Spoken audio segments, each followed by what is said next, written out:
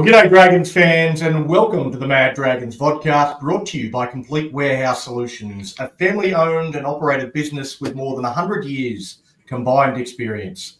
Jeff and his team are more than pleased to assist in your Sydney warehouse refurbishment or fit-out project. Based on Commerce Drive in Lake Illawarra. Get in touch with the team on 02 42 57 1930.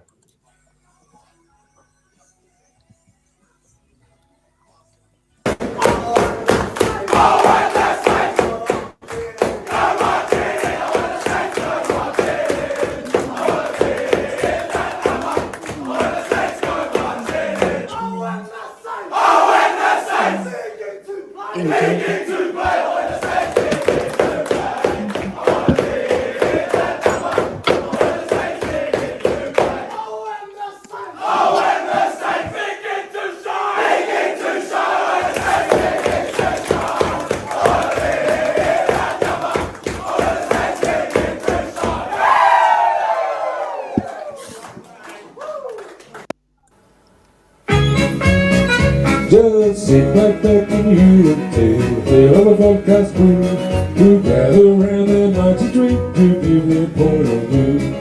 Hazman is the panel spy, he shows that he has fun, and Donnie our host with jump along, guiding us through the storm, guiding us through the storm.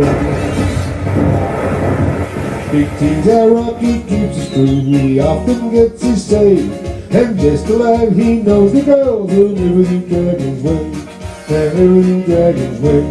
The Mad Dragon podcast is a journey unforeseen. With Hazman and Donnie too. And there's Big T and Coco. Just the start. Mazza and the other crew. Here on the Mad Dragon podcast. Well, ANZAC Day is a special day. It's an important day. A chance to reflect, remember, and be thankful. The sacrifices that have been made should never be forgotten. Lest we forget. Lest we forget.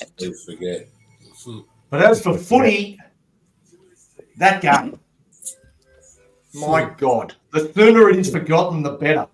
The fourth biggest loss in joint venture history, and going all the way back to 1921, it is the third most points ever conceded by St George Illawarra or St George Illawarra.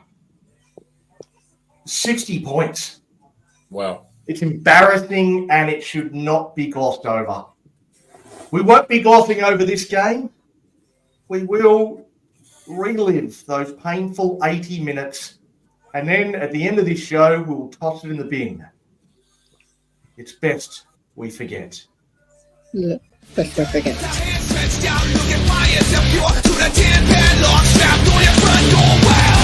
nothing but heroes and villains, more villains than heroes. What can you tell? What from the next? Can you go down from zero? There ain't nothing but heroes and villains, more villains than heroes. All lined up from the east to the west, black hat worn or an infinite chest.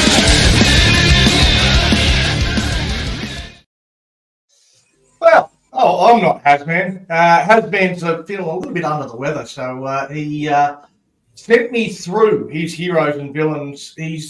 Which is a little disappointing because he's actually been promoting this one ever since that game finished, about how he was going to fire up, and I've only just got the words through, so I'm going to read them, and it's not going to be the same passion that Hazman would have given it, but I'll go through it and I'll do my best.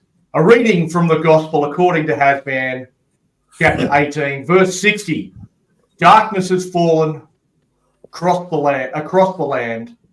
A dragon's thrashing not seen since St. Anthony of Mundine spewed forth his ego-driven vitriol in 2019. I think that's a misprint. 2009. It rhymed. 2000. Causing Melbourne to rain down a 70-10 shitstorm. Sorry, Liam's mum. The Anzac Day game is meant to embody the Anzac spirit of dedication, giving your all right to the end and being there for your mates. Sadly, much of this was missing with the Dragons capitulating to the tune of 42 points. Their cause not helped by the loss of Moses Sully to an HIA on the very first hit-up of the game, courtesy of what, having watched the replay as many times as I could stomach, was indeed a head clash and not the usual JWH grubbery many fans believe. Having said that, the Dragons were putrid in defence and listless in attack in a display completely unworthy of an Anzac Day clash. Jack de Belin once again leading the forward pack with 17 runs, 113 metres, 34 tackles and only 2 missed. One of the few shining lights in an otherwise dismal display. So I'm assuming JDB is the hero. Now, a question. Is Adam G corrupt or just grossly incompetent? Jared Maria Hargreaves not cited for 2, yes, 2 raisings of the forearm, a 10-metre police for one side but not the other, illegal acts unpunished.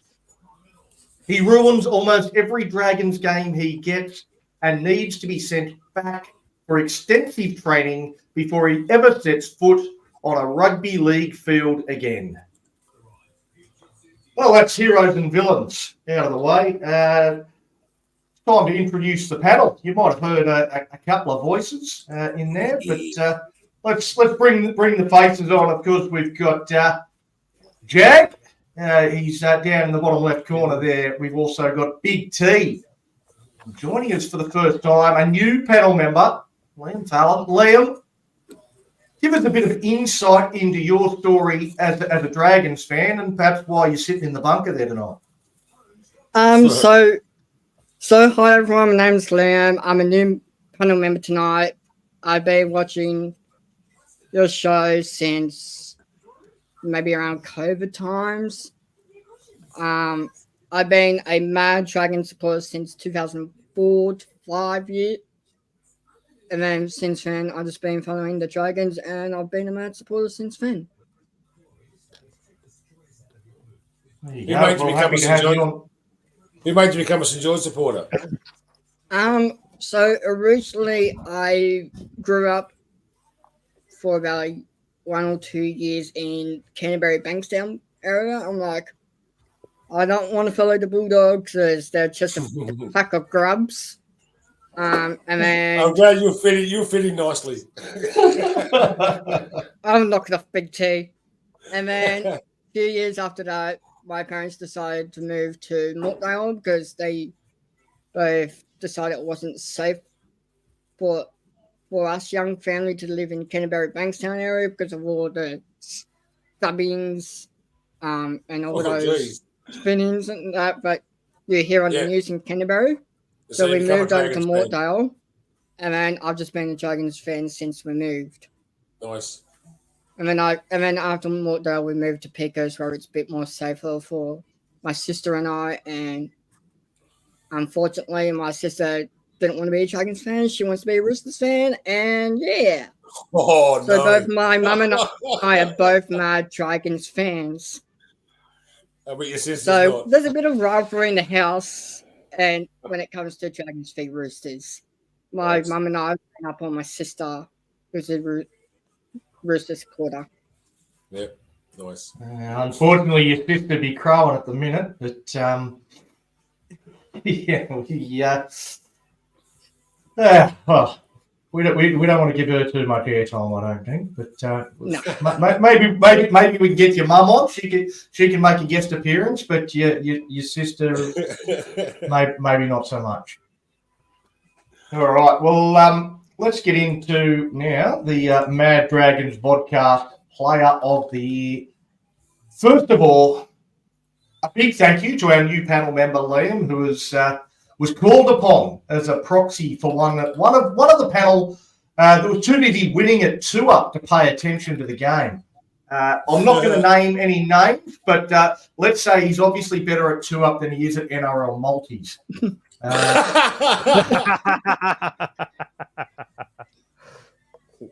It was a genuine struggle to get people to send me their votes after this game. We have 8 panel members, and when you sign up to be a voting panel member, you are committing to vote every week, win, lose, or draw, whether we win by 100 or lose by 100. We still recognise the best performers from our team. When we lose like that, it's a tough job to try and find anything positive to say about anyone in the team. So I recognise that it is a hard thing to do, and I appreciate those members of the panel that have found the inner strength to send me their votes this week. The man that was voted by our panel as the best, and his second Man of the Match award in 3 weeks, is Jaden Sewer. Jesse, you're one of 5 panel members to see Sewer as our best. Tell us something good that he did. He scored that remarkable first try of the match. He was one of our players that really stood out to me. Our best player at 14 hit-ups, 14 runs, 101 metres. He was one of our best forwards on the day. Made the most metres of any starting forward for us. 38 post-contact metres, 4 tackle breaks, 2 offloads, 35 tackles.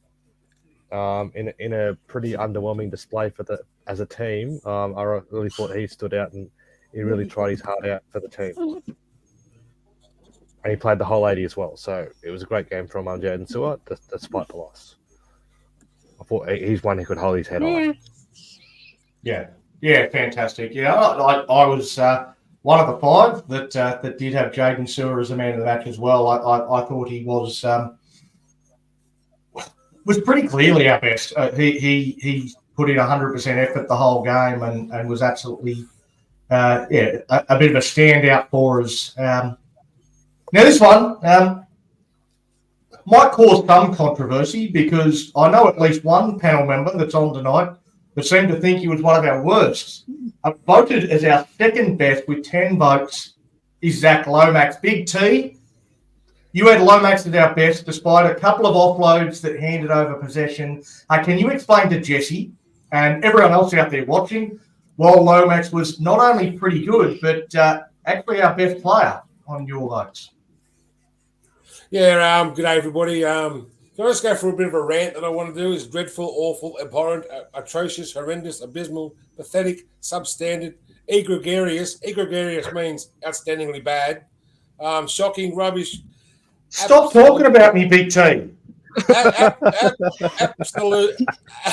Absolute piss poor effort. To dish that up on ANZAC Day, it's saddening. It was miserable, it was dreadful, and heartbreaking for the fans. It was terrible, and I want the whole rugby league world was watching too. I want an apology. I had Zach Lomax for 1 point. I thought he done well, 145 metres. It was a toss between Sewer and JBD for my 3 and 2, but Zach Lomax was our next best, so he was my 1 point. He made 2 bad errors, but he was just trying things. Okay, now I'm confused because the votes you sent me was 1 for Sewer, 2 for JDB, and 3 for Lomax. Hang on. So I've done it. I've done them the wrong way around. Well, I had them the other way around, I think. But anyway, that was my way. I think Lomax was probably one of our best, but he wasn't better than Sewer and JDB. I was going to say JDB did all right, didn't he? Well, I think that'll That's my number 2. Yeah. That might change the overall order, Big T. So I might have to go back and swap them around. Did better than Lomax. Okay. We've got a new panel member. We've got a new panel member. And Oh. Now, celebrating the Dragons' third best. We've got a bit of giggling in the background, but celebrating the Dragons' third best player in a 42-point loss is a little bit like celebrating the bloke that finished 258th out of 272 in the city to serve, but he was only third best overall according to the panel, and according to Coco, he was our best. So, Coco, take us through why Tyrell Sloan was our best in your eyes. Well, where I was sitting, I was right behind Sloan, so I could see what he was doing, and I could see him directing people. He was yelling out, he was pointing, he was doing his power play. Now, I thought he played well considering circumstances, and yes, our team got flogged, but let's not talk about that right now. But I thought he did a good job on the day, and yeah, I gave him my 3 because Zach, I was between Zach and Sloan, but I loved Sloan on that day. So, and yeah, he gave good effort, huge effort. That's why I gave him my 3. Yeah, Nate Batterfield just putting in the comments he thought JDB was our best. I think JDB was certainly in my votes, and I think he was 4th overall, although Big T's revelation that he gave me the votes the wrong way around might change that completely. So Actually, I'll have to redo them and rejig I it. just And looked. It was the other way around. Yeah. You did them in the right order, but you put the wrong numbers next to them. You should have been able to work that out. You should have worked it out. I should have at least confirmed. And well, at least I gave you 1 point. it's going well tonight. It's going very, very well tonight. All right, we'll move now from the Mad Dragon Podcast Player of the Year because there's not a lot to celebrate. We want to move through that pretty quickly into some moments of the match. You're on the Mad Dragon Podcast, brought to you by Complete Warehouse Solutions. Jesse, there is so much that leads up to the ANZAC Day match. The crowd, the service, the jerseys, the last post. What were some of your thoughts on this particular rendition of the ANZAC Day pre-game? Oh, it was phenomenal again, as it always is. The chopper coming into the ground, bringing in the ANZAC Cup, having two ex-legends of the club and 2 NRLW players as well from each team.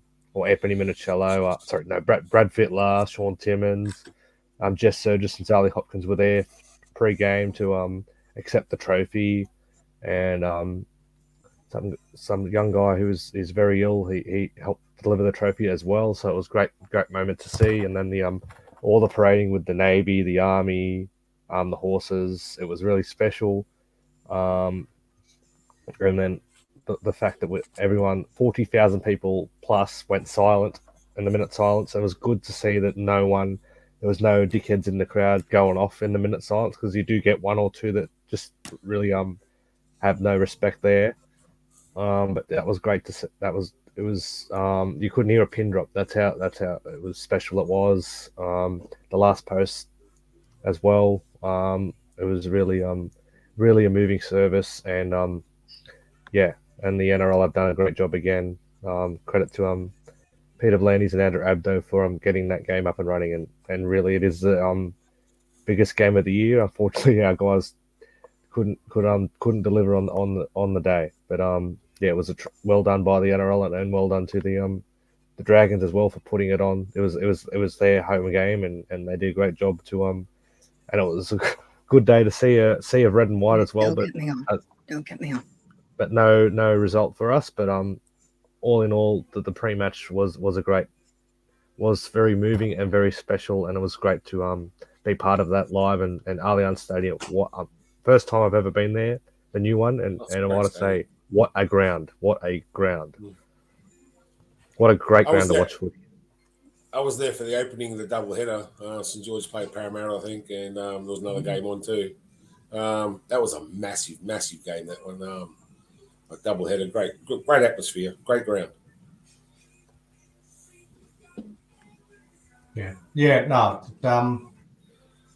Great words there, Jesse. Liam, I know you were at the game. Again, trying not to focus too much about what happened during the game, but rather before kickoff, can you sort of talk us through for you what was the atmosphere and the vibe like around the stadium?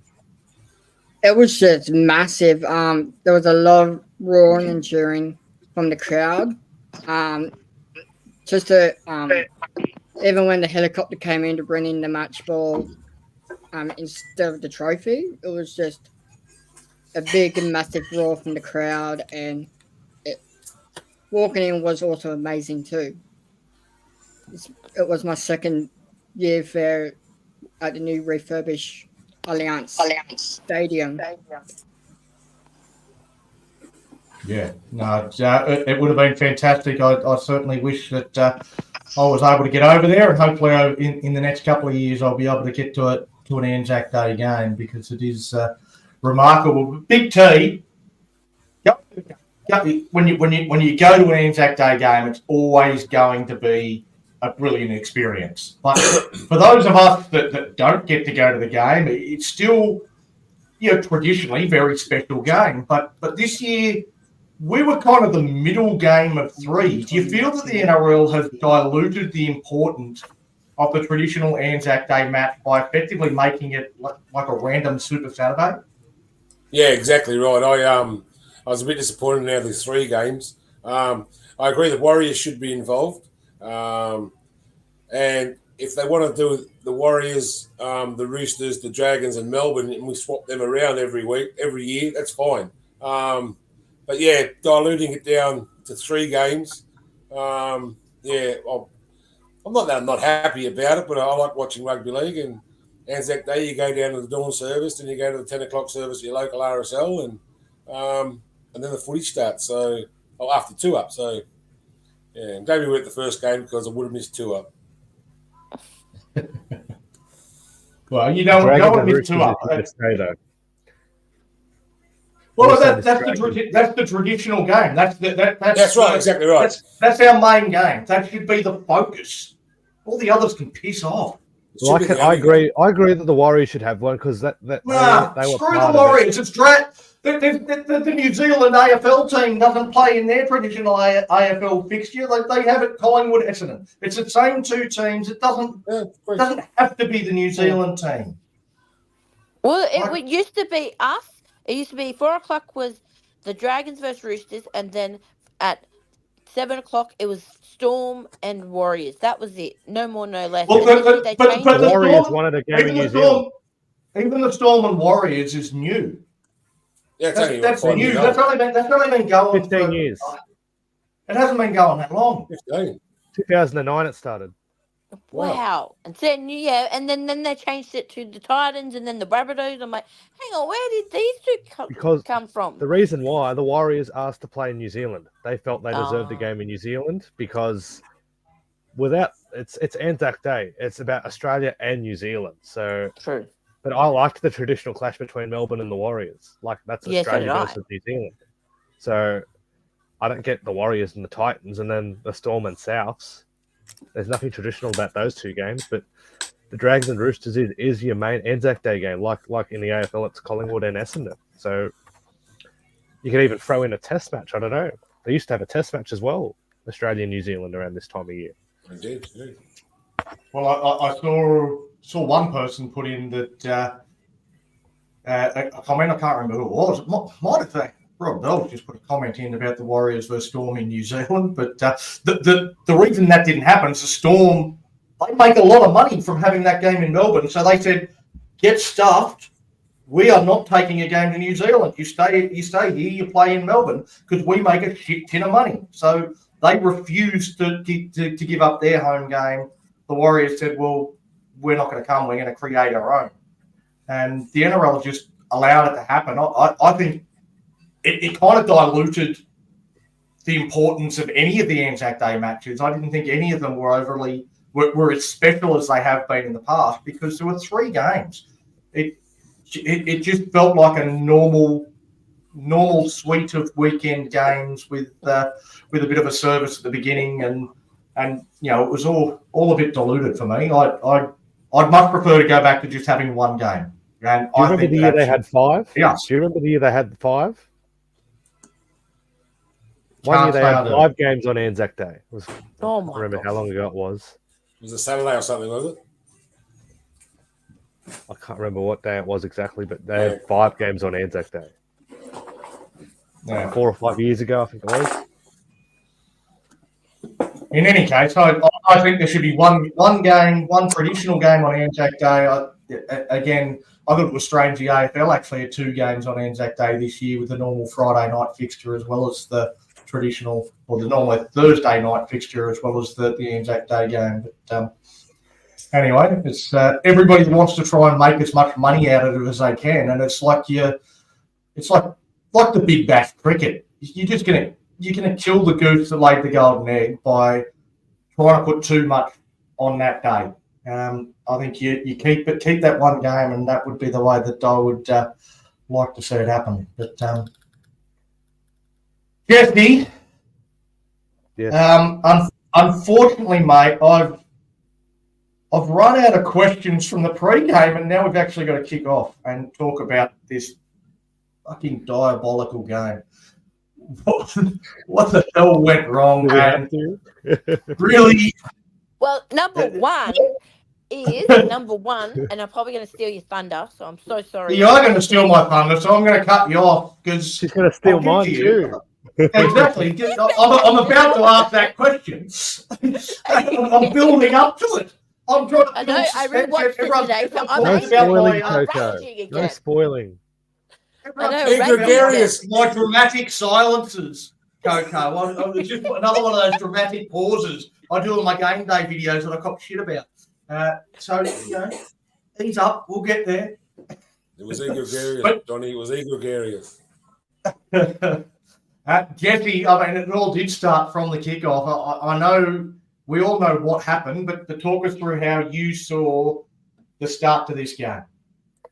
The start. Let's start. The first hit up of the game. That's where I'm going to start. I'm sure everyone's going to jump. Well, that's all I want you to talk about. I don't want you to go too far beyond that. Jarbury Hargreaves, bug. I've never had any time for him during his whole career, and this just made it even more. What he did to Moses Sully in the first hit up of the game, raised his elbow straight into the jaw of Moses Sully, ironed him out, and Moses Sully was bumped into next week. He was gone. And I cannot believe that JWH stayed on the field with the record. He has a record, 500 charges against his name in his whole career, maybe more. So yeah, I really can't understand how he stays on the field, doesn't even get on report, 10 in the bin, sent off. There was very angry Dragons fans at that stage, and they were ready to rip his head off. The Dragons players. And that was not a head clash. I definitely saw him lead with his elbow. He led with his elbow 100%. I saw him. Yeah, I was down the other end. I could see Jared raise his arm, embracing himself for the contact, but he raised his arm like that, straight into the jaw of Moses Sully, and yeah, And then there was a head clash. You cannot. Yeah, that's right. The video shows it itself.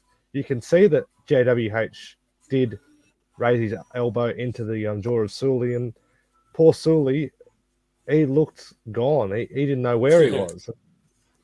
I feel sorry for Sully, and I don't know if that will have had any bearing on the result, but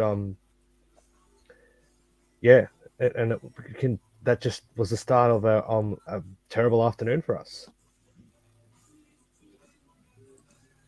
Yeah, absolutely. Well, I might go to Liam because, look, Liam, you are a rugby league referee yourself, and I'm Yes, sure I you've am. seen 1,000 replays of this incident since the game. You're sitting in the bunker there, so can you explain to our listeners and viewers why this wasn't a send-off for JWH, wasn't a sin-bin, wasn't even a penalty against him? So what I saw after going through a bunch of replays, I saw Hargraves and Sully clashing heads first, from my point of view. And then when Hargraves went to lift lift his forearm off, it originally hit the chest and it bounced up into Sully's head. So technically, if I was repping, I would rule that play on.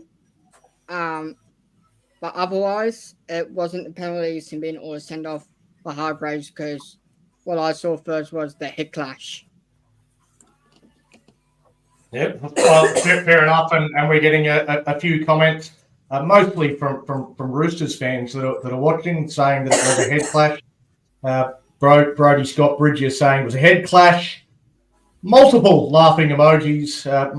I assume laughing at Jesse, but the forearm was a follow up after Sully was knocked that's what out. I saw, Donny. What The the video forearm mate, is came what, after. Yeah, I'm going to say I'm somewhere in between. I actually don't think I don't think the forearm was as bad as Jesse thinks it was. I think it was just a normal running action. He lifts it up, but for me, the first contact was with the forearm with the face of Sully. Now, I think it was just a glancing blow. I don't think that had any impact on Sully being knocked out. The head clash is the reason why Sully was knocked out. But there was contact with the forearm with the head, even though it sort of glanced off the face and didn't do too much damage. It was still the first point of contact. And for me, it should have been a penalty to the Dragons, but penalty only. I don't think sin bin. I don't think send off. I think that it sort of glanced off the side and it was the head clash that actually did the damage. I agree with James Savage. He did. He led with the forearm. He pushed up with the forearm and made contact with the head. So for me, I think it should have been a penalty. Well, there it is, Johnny. There's the footage of what happened. You can see my background. I also agree with James Savage says. Liam, that's the last show for you. Sorry. You look at the footage there. That's him leading with the elbow. Yeah. Sorry to interrupt you, Jesse. So, as a referee, I've seen it happen a lot of times in junior grades, but technically, it hit the chest first, and then they bounced off each other, and then Hargraves' arm went into Sully's face by accident. So, technically, it was an accidental clash with the forearm. So, I would have allowed it to play on and just given a warning saying it shouldn't happen again. So, technically, on the rules, it's play on from there. There's nothing from the forearm. For me, like Brody's put in another comment saying that the still shot that we've got up there, that Jesse's got up there, is after he's knocked out. Look at Moses Sully there. He's not freaking knocked out there, mate. I mean, you are kidding yourself. Unless you're watching it in reverse, that is the first point of contact. That was the first point of contact. Was right there. That's the first point of contact. That's not after he's knocked out. You are full of shit. There is no way when he was knocked out. Yeah, that's exactly right. It was after that. That sort of glanced off the side of his face, and then the heads came. That's when he fell. Yeah. Anyway, I think the first point of contact was with the forearm, and it should have been a penalty. But we're not allowed to show the whole video because we get blocked, so we can't show the whole video, mate. We'd love to, but I've looked at the video 1,000 times, and the first point of contact is exactly that still shot. That's it. It is, and then the head clash comes after that. Doesn't come. How does he think that you go from there, head clash, and then do the forearm? Like, how does that even work physically? It doesn't. Ridiculous. Look at the video, make yourself. I just don't understand it. Why does he have to lead charge like that?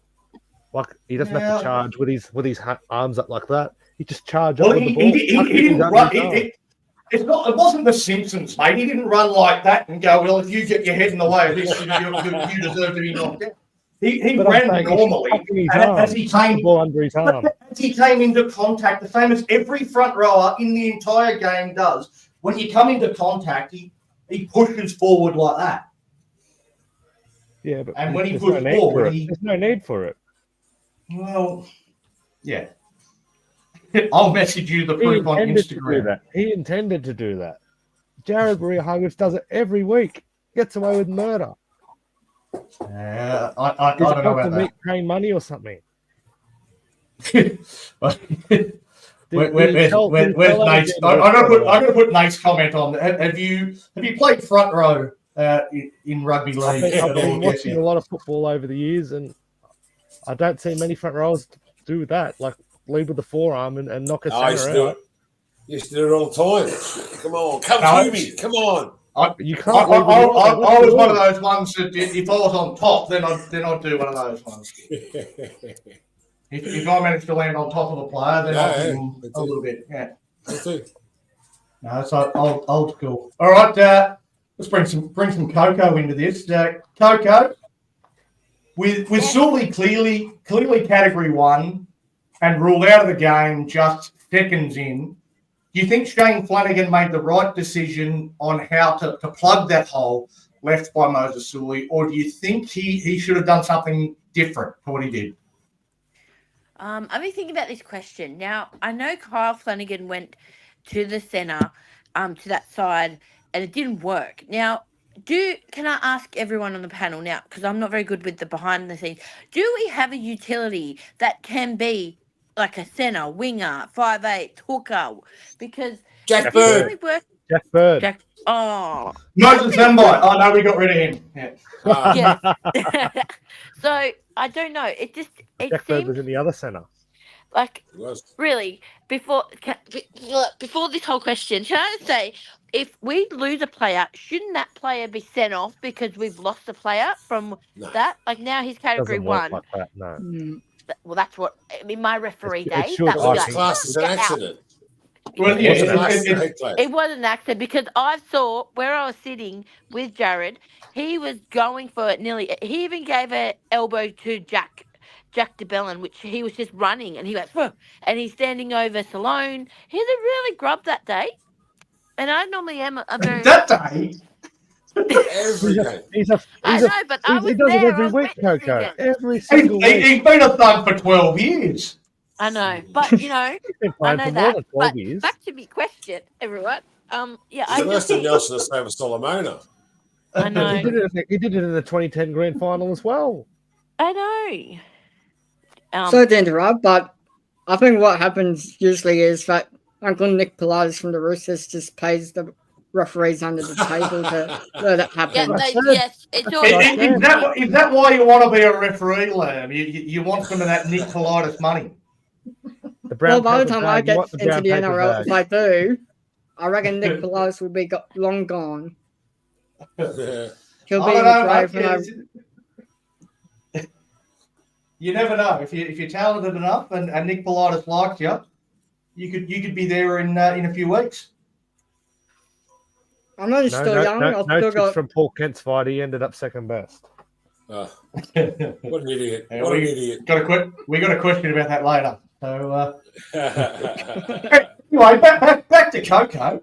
I know. Come on, guys. What about me? Come on, guys. Let's not forget about Coco. Yeah. I mean, Yeah, where are all my fans tonight? Hello to the Coco Club.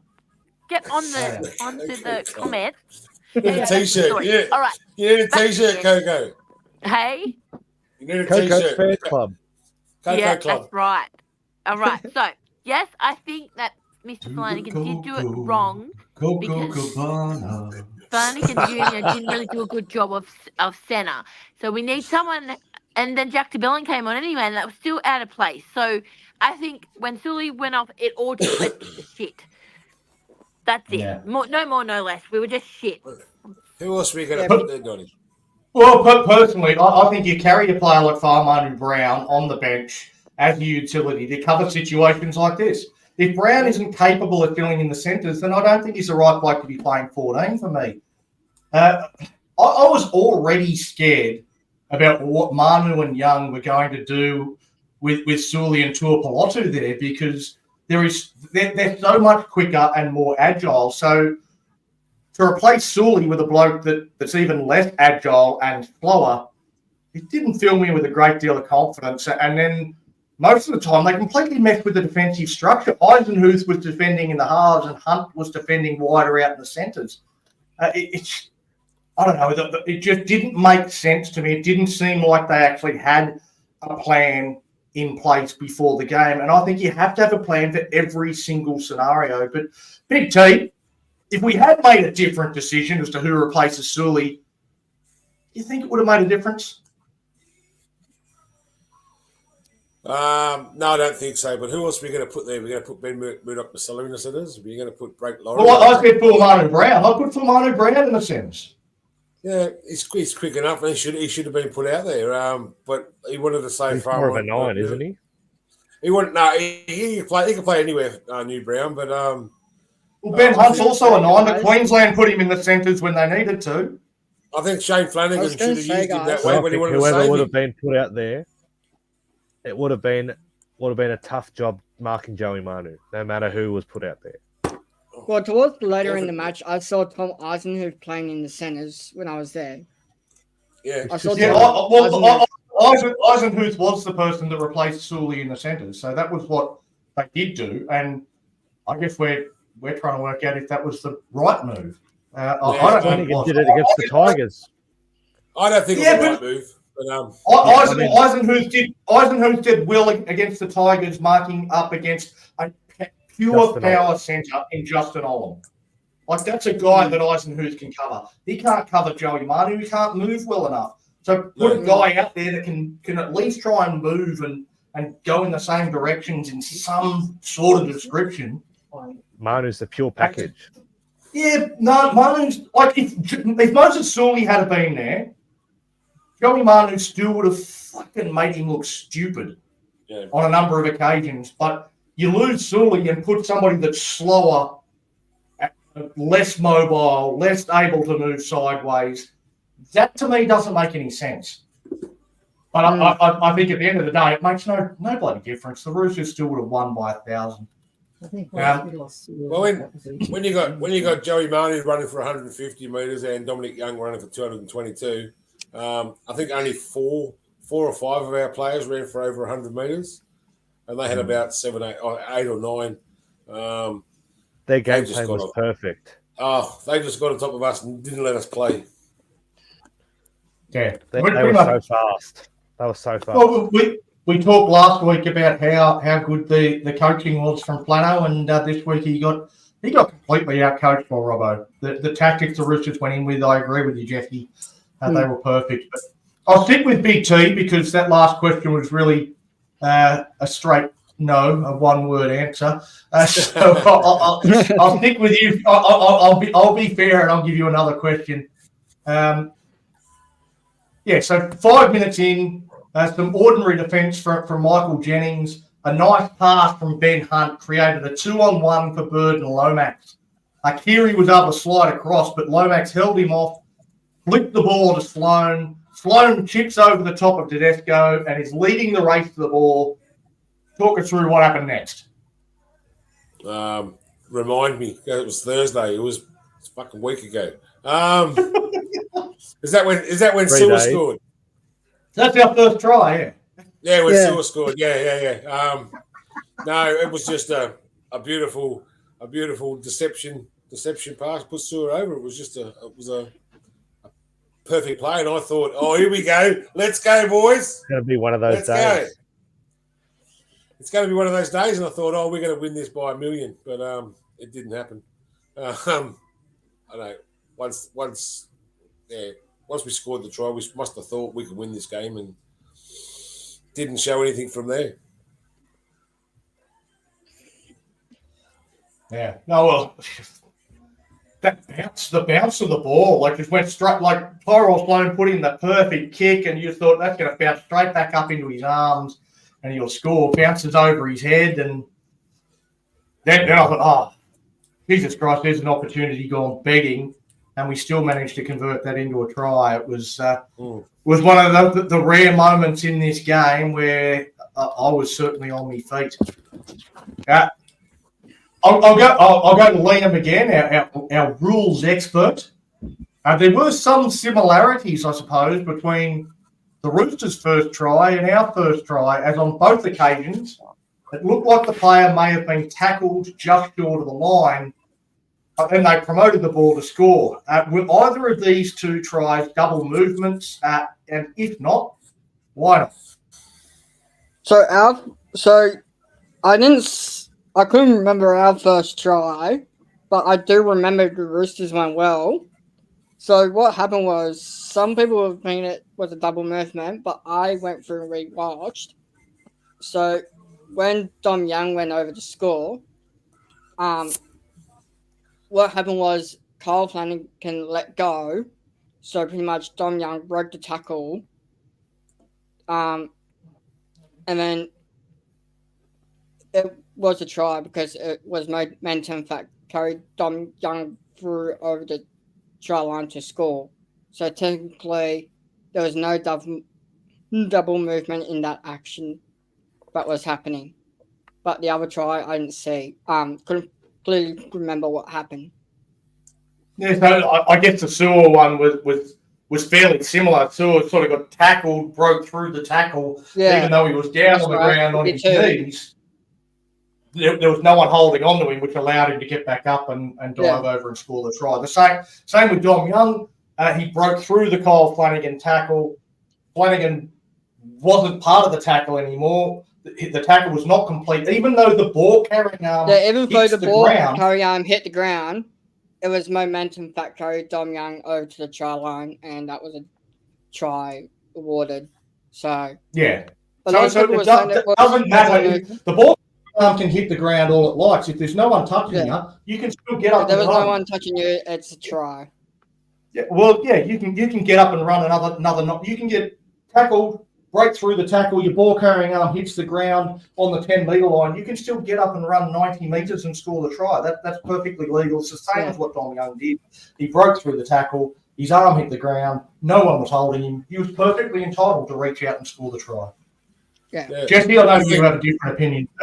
Well, I don't think it was a try. That try happened right in front of me, and I believe he had the ball, he grounded the ball short of the line, and he promoted the ball over the line. Kyle Flanagan. He did ground the ball short of the line, but no one was tackling him. That's right. Yeah, I had him. I was watching it on TV. Flanagan clearly I was right in front of it. I was in the grandstand. Flanagan let go. I've seen a high definition freeze frame, and Flano's he's not in the tackle. Hasn't got a hold of him. Hits the ground. Kyle Flanagan lost He was contact 100% with Dominic sure. Young, so technically, Jesse, it was a try. I've seen it a lot He was happen in tackled. junior footy. He was tackled. So a was lot of not people were tackled. thinking that he was tackled, and then when Kyle Flanagan let go, and it was technically play on from there. Everyone So around him said technically, he was it's tackled. try awarded. I've seen it a lot happen in junior grades, and I've been awarding the tries like that. Well, even the referee thought he was tackled, Jesse. Even the referee, the referee on the field thought he was tackled. They had a look at Why did the bunker replay, overrule and him? because he wasn't fucking tackled. Normally you back the referee's decision. How do you have evidence to overturn He it? was wrong. The same as you're wrong. Why can't So technically, the on-field that referee was you wrong. are wrong. The bunker was right. The referee was Every incorrect. Dragons fan That's around right. me said it was a no try. Oh, what a That's surprise. because you're Dragons fans. Well, at Sitting first, in the I thought it lounge was a and no going, try. that's a double movement. There's no way that's a try. Yeah, I was It's a too. double movement. No way that's a try. And then I saw the replay and thought, oh, he broke that tackle. Oh, Yeah, he broke broke the the tackle. tackle. Yeah. Because Can I just say- you see, Jesse, Kyle Can I just Flanagan say- let go of Dom Young's legs. When Liam started answering this question, he sounded like Graham Annesley. For sure, Graham Annesley. It was Graham Annesley to a T. It's true. Liam's going to be providing apologies to Dragons fans for years to come. He will. All right, Jesse, from there it was all pretty much one-way traffic, unfortunately. All Roosters. But the next incident I'd like your take on was the penalty try. Manu Brown penalised. Do you think it was fair enough or once again hard done by? No, I think it was a fair call. Again, that one happened right in front of me as well. Yeah, he took out Sam Walker in the chance of scoring a try. Yeah, penalty try every day of the week. Yeah, Sam Walker was certain to score there, and Commander Round shouldn't have touched him. I know he's trying to stop him, but back to desperation. But you can't take out a player without the ball. Fair call. Yeah. Coco, I might go to you because I know you've got to leave a bit early, but do you think it actually worked out in this isn't on the agenda at all, but do you think it actually worked out in the Dragons' favour that it was a penalty try and not 10 in the bin? It could have been the scoreline could have been worse if we had had 10 in the bin. Do you think that's a fair assessment? I didn't think it should have been I actually didn't think it should have been a penalty try. I watched it in every and in live. I was there. I don't think it was. How if someone's trying to go for a ball and lifting up and catching it, and then they trip over themselves, like. I think Well, he didn't trip over himself. He got ankle tapped from behind by Brown. Yeah, Without the that's ball. right. Wrong And ankle then- tack. That's right. I forgot there was another one. But still, like, come on, like that was just ridiculous. I was just filthy with that. I don't think it should have been a penalty try. It just should have been a normal bloody try. That no more, Well, no less. Peter agrees with you that he tripped over his own feet, that Brown didn't actually make contact with him. I think that's. I love the red and white eyes. That's for sure. But Thank you, Peter, because I actually did think he did trip over. Maybe he did both, but I do remember, someone ankle tapped, but then again he slipped, and then I'm like, well, he It can't was a stop professional himself if foul. he's slipping over as well. So, but yeah, 10 in the bin. Who does Would've this been Brody guy worse. follow? Hey, Roosters, mate. He's a Roosters fan. He's loving our pain. He's loving how much we're hurting tonight. Mate, we're just passionate. We're just a bit frustrated, right? Just yeah, wish Give we us a had break. like Give us a break. one right after the game. No, I would keep be bringing it. crying. Bring it on, son. Bring it on. Oh God, No, I need therapy. You know. Leave us alone. Our makeup's running. I know. a mascara, yes. Oh. I use waterproof. Well, you're a wanna get big the crier, tissues so we'd expect that, mate. Big T, Jack DeBellum goes straight through the middle to score to make it 30 points to 12. Down by 18 points, still half an hour to go. Did you think this try actually gave us a chance of being part of yet another ANZAC miracle? They said before I had a one-word answer, and same answer, no. You'd given up by then? Pardon? You'd given up by then? Oh, mate, like it was 30 to 12 or something. We were points behind. I was looking at me mate. Mate was here, Dragon supporter next to me, and I said, I don't think we can do this. He said, we're gonna come back. We're gonna come back, and I wasn't confident at all. We hadn't looked like we'd do anything prior to that. I wasn't confident at all we were coming back. Yeah, I thought we were, with that try, half an hour left on the clock, I thought, all right, we haven't played well, but we're actually still in this. Like, we're only 3 tries behind. 3 tries in half an hour? Fucking hell, we could score 8 in half an hour. And it We turned only out scored, the Roosters we only scored scored 8 two. in half an We hour. only scored 2 in 50. Well, that's the same as every team in history, Big T. Yeah, I know. Team in history will go through a 50-minute period where they only score 2 tries, and then they'll score 8 tries in a half a footy. Like, it's possible. Mate, It happens. I love this 2009, 2010, 2011, I would have been confident we'd come back. 2018, I would have been confident we'd come back. But the last Ugh. 7 years have been diabolical. Last year we were down 20-6 and nearly come back. Nearly. Yeah, we nearly did. Well, we lost by 1 point. Well, exactly right. Last year in a game, we were up 36-6 or something against South and almost lost it with only 5 minutes We left. scored 4 tries in 8 minutes or something. Yeah, so anything is possible. I'll never give up on the Dragons. I always think we're a chance. No, I thought we were gone. I'll throw this. Well, I was going to say this. What do you think made the Roosters? How did the Roosters work out to tire the Dragons out with that style of footy? Like, how would they know that would tire out the Dragons so quickly? Because we got a bunch of old players from who are like nearly towards the end of their careers. Yeah, that's a The fair point. Our game plan was perfect against the Warriors, but the Warriors aren't as fast as the Roosters. We just ambushed them. We were definitely not the same side that played the Warriors nearly 2 weeks ago. Except we were.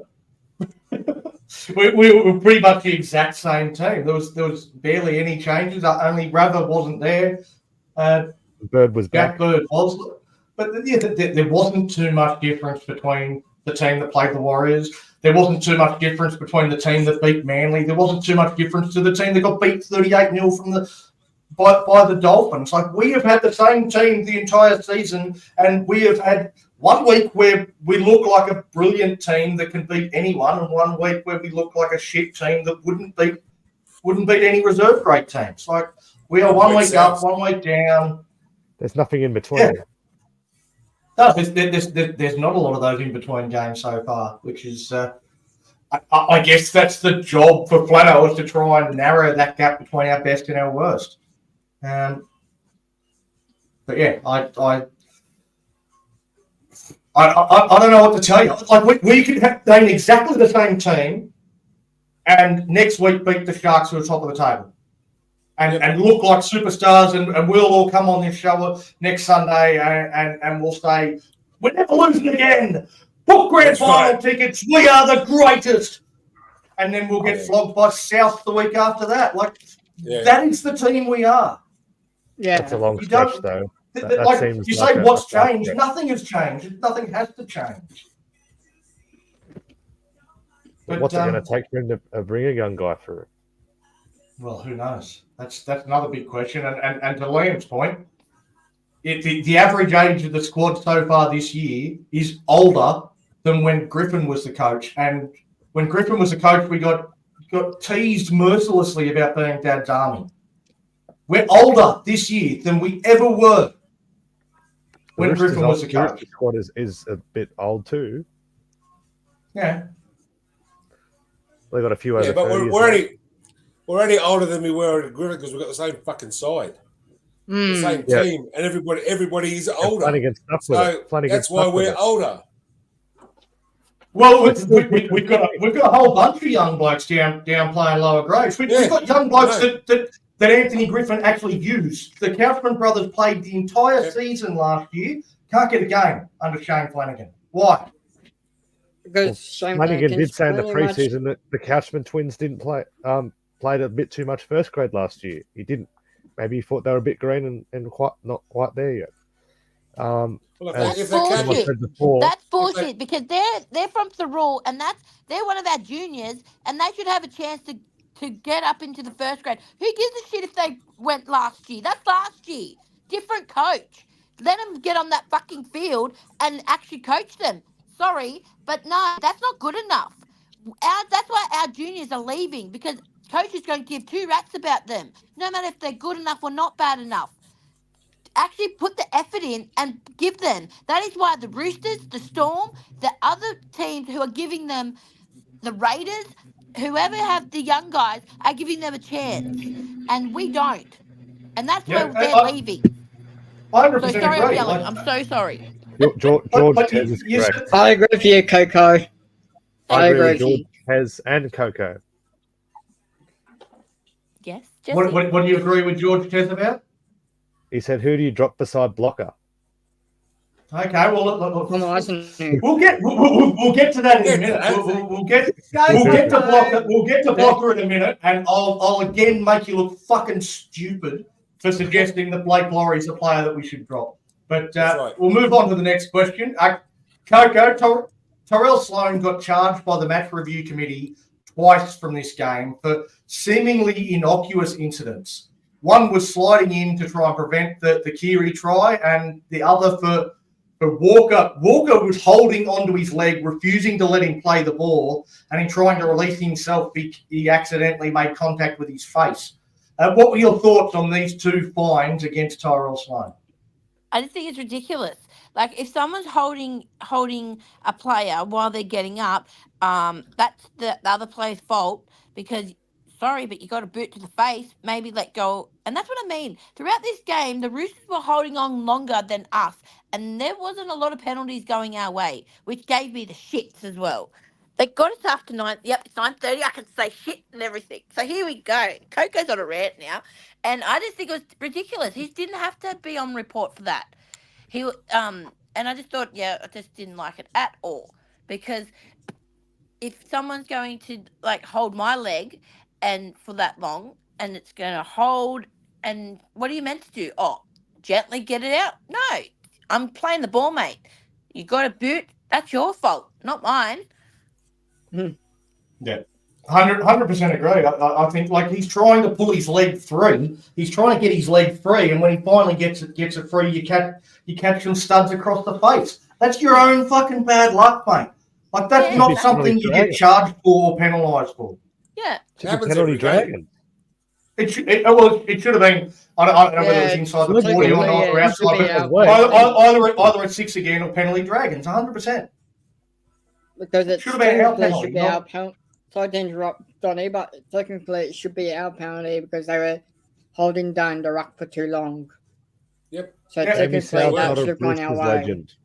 He's a dragon. You're back on the Christmas card list, Bloom. I think you got kicked off after your Maria Hargreaves answer, but you're allowed back now after that one. So I've got a laughable comment there. What's that? So technically, it Brody should be Scott our got a laughable comment there. Yeah. Well, I'm not giving that airtime. Saw Jamie Stout at the junior reps. Go, Sorry to interrupt, Bunny. So if I was repping that game, I would call a penalty and send Walker to the bin because he was doing it all match pretty much. So technically, it should have gone our way. And Walker in the bin for 10 for holding because he was doing it pretty much a lot of the time, holding down the ruck for too long. So technically, it should have been a penalty and 10 in the bin. Well, yeah, I don't know about the 10 in the bin because we might have been doing it all game, but he hadn't been penalised for it all game. The same as him being offside the entire game and didn't get penalised until the 70th minute, I think, as Gregor Chill has pointed out a number of times in the various Facebook groups I'm part of. But I'll stick with you, Liam, because we reluctantly talked about some good performances in the Mad Dragons Vodcast Player of the Year section of the show. But when you are flogged like this, there are more bad performers than good performers. So let's start with our shoddy defence. Back to the bad old days with 50 missed tackles plus another 27 ineffective tackles. Who were some of the biggest culprits, do you think, defensively? I would say Jack Bird. He's just too slow in the centres. So technically, I would have him on the bench as a utility to cover as a number 14.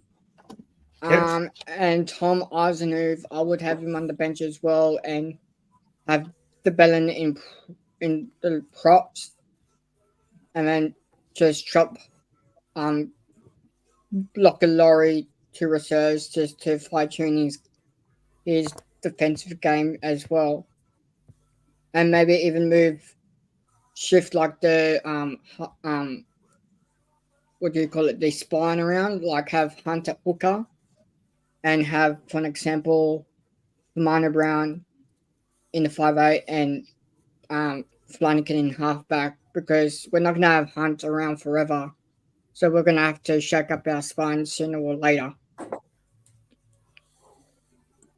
Yeah.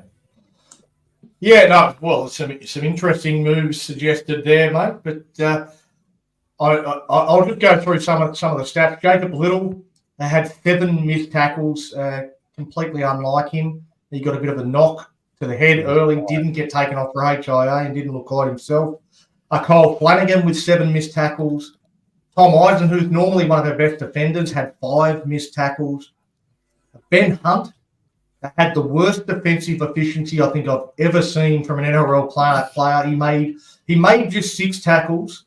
He missed 5, had 5 ineffective for a diabolical 37.5% defensive efficiency. Horrendous. 4 missed tackles for Blake Laurie, a player that you mentioned there.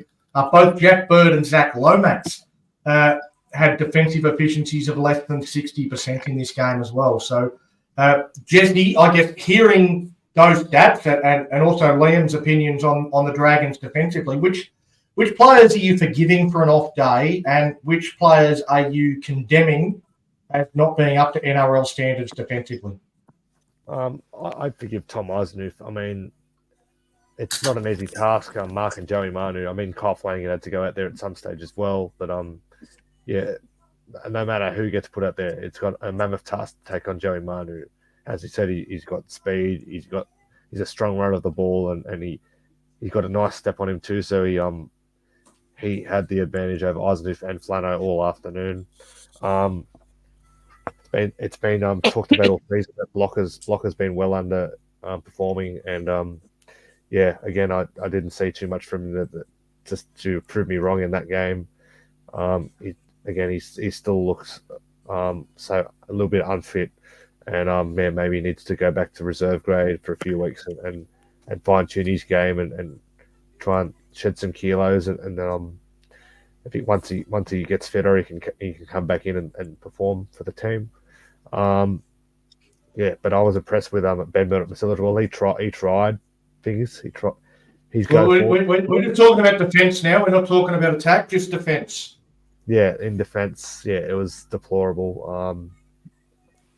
And then Tuapolotu was caught off his wing a few times as well, and even Zach Lomax. So yeah, it might be a bit of a warning for Tuapolotu because his first game that he didn't have played too well, but I'm sure Flannel will give him another opportunity next week. But Lomax, whether or not he goes back to centre, if Rav returns for the local derby, remains to be seen. But yeah, a bit worrying signs there on the wings and through the middle. They just cut us apart everywhere, and yeah, that really made us look really silly. Right, Big T.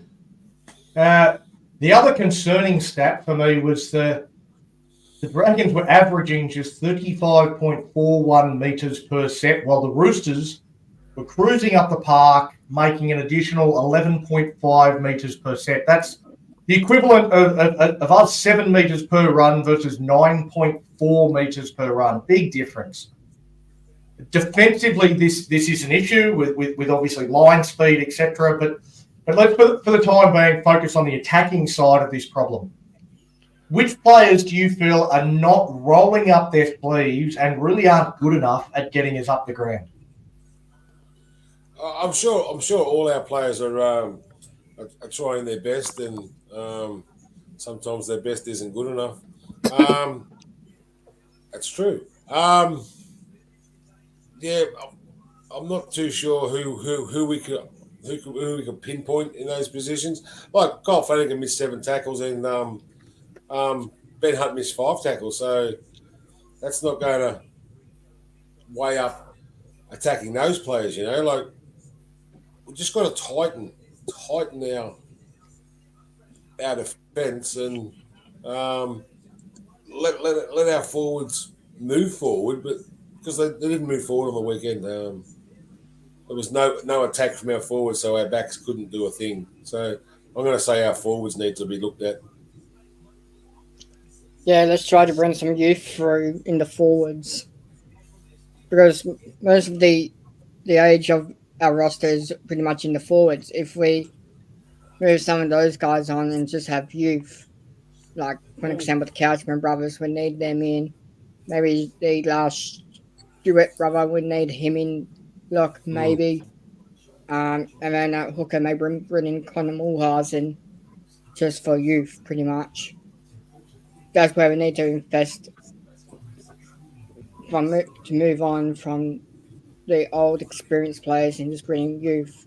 That's how we won back premierships. Back in the late 50s, early 60s. It was all through youth. Yeah, we get constant rotation of the squad back then. A lot of people think it was the same players for all 11, but it was that's 100% true. We did rotate through and bring in new talent all the time. But that's going a long way back. For me, I'm going to keep it to the forwards and the back five because they're the players that you actually want to be setting that platform. Now, Jack de Belin, Jack de Belin played big minutes. Work rate was exceptional, but just 6.6 metres per carry. Is that good enough as a middle forward? Is he still trying to do too much ball playing and not actually taking the ball forward and taking the metres on offer? Tom Eisenhuth had just 3 runs for 20 metres. Now, there's a lot of comments from people supporting Tom, but not only was he awful defensively in this game, but his work rate sucked and his production also sucked. I know he played out of position and might not be fair, but he was bloody awful in this game in every aspect. There wasn't a single thing that Tom Eisenhuth did well in this game. He was horrible. I'll give the second rowers a bit of a pass because they aren't always doing the platform setting hit-ups and often getting the ball a couple wide on a crash play with limited metres on offer. Both of them about 7.2 metres per carry. Hame Sele is the other one that I actually want to get stuck into. Excellent defensively. Fantastic. Well done. 0 missed tackles. Good on him for that. One of the few that actually achieved that. But he had 56 minutes on the field and had 7 runs. That's a pathetic work rate for a starting prop. Also, as a starting prop, averaging 7.57 metres per carry, well below what's required. So Hame Sele not doing enough in attack. Lomax, again, hard to fault his work rate, 19 runs for 145 metres, 7.6 metres per carry. So that's something I would like to see improve. I think you need to be up about above that 8 metres a carry if you're looking to set a platform. And as I say, once you get above 8 metres a carry, I think you're going all right. So everyone else gets a pass. Ben Murdoch-Masilo, Frankie Molo, they get a pass. Interestingly, the bloke that cops the most shit for his metres per carry is Blake Laurie. And again this week, I see everyone wants to drop him when he was the best in this area of all of our forwards. 8.83 metres per carry, 12 runs for 106 metres. It's not sensational. That's not great. But it's better than anyone else. Christian Tuipulotu, the best of the lot, 9.07 metres per carry. Sloan at 10 metres a carry, but that's inflated by a couple of line breaks, so I'm not counting him either. I think it's Blake Laurie and Christian Tuipulotu that actually starred in this area and actually did their job for the team. And there was a lot of other blokes that should be on your lists of players that should be dropped well before Blake Laurie. For me, Blake Laurie comes straight back into the starting lineup after that game.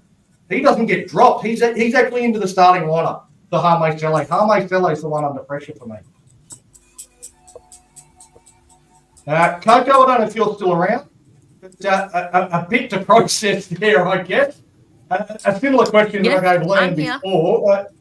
Which players do you forgive for an off night out of those stats that I just ran through and also the opinions given by Big T, and which players do you think aren't up to NRL standard we need to be getting rid of them?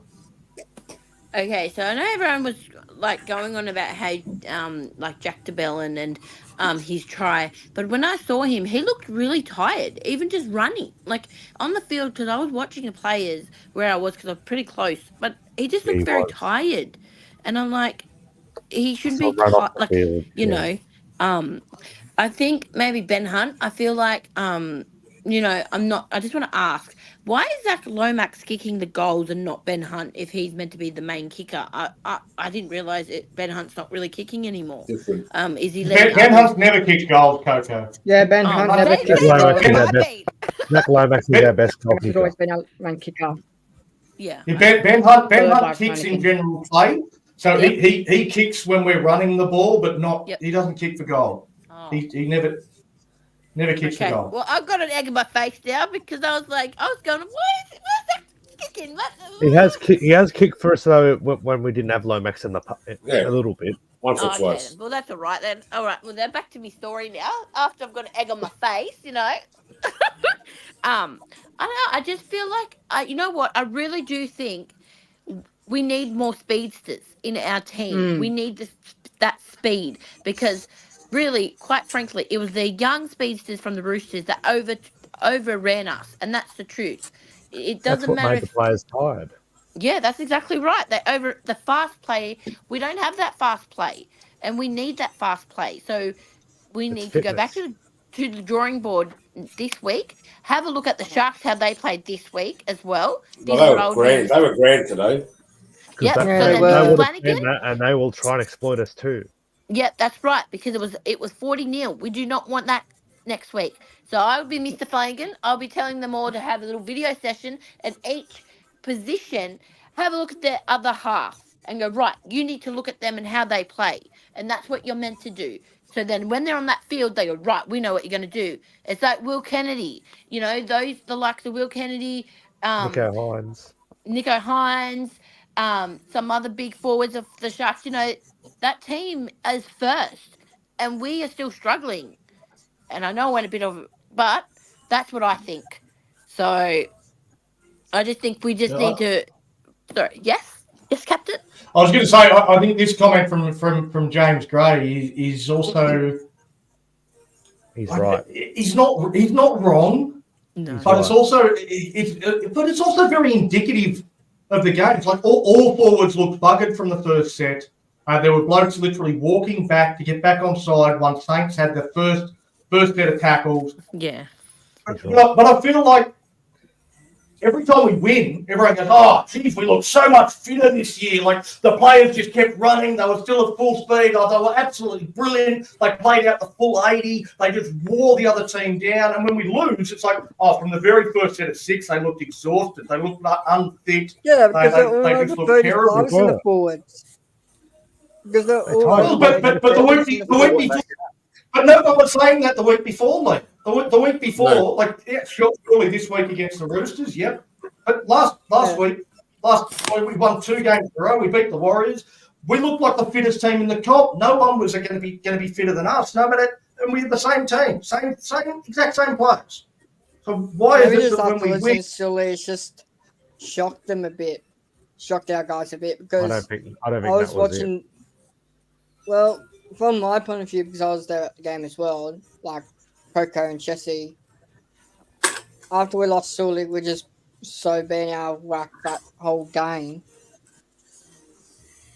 Our mindset is bad. Yeah, If anything our goes against mindset's it's been really happening bad. for years. If anything goes against us, the heads drop, they don't recover.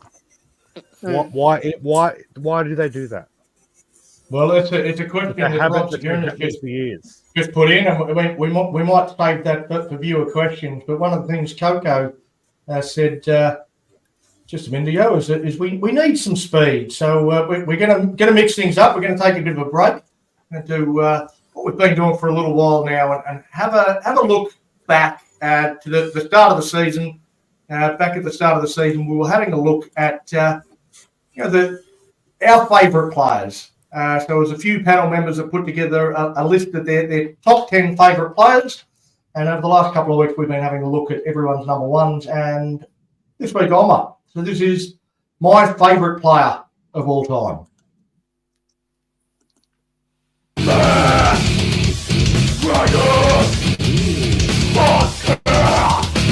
Well, g'day Dragons fans. It has arrived. We are at number 1.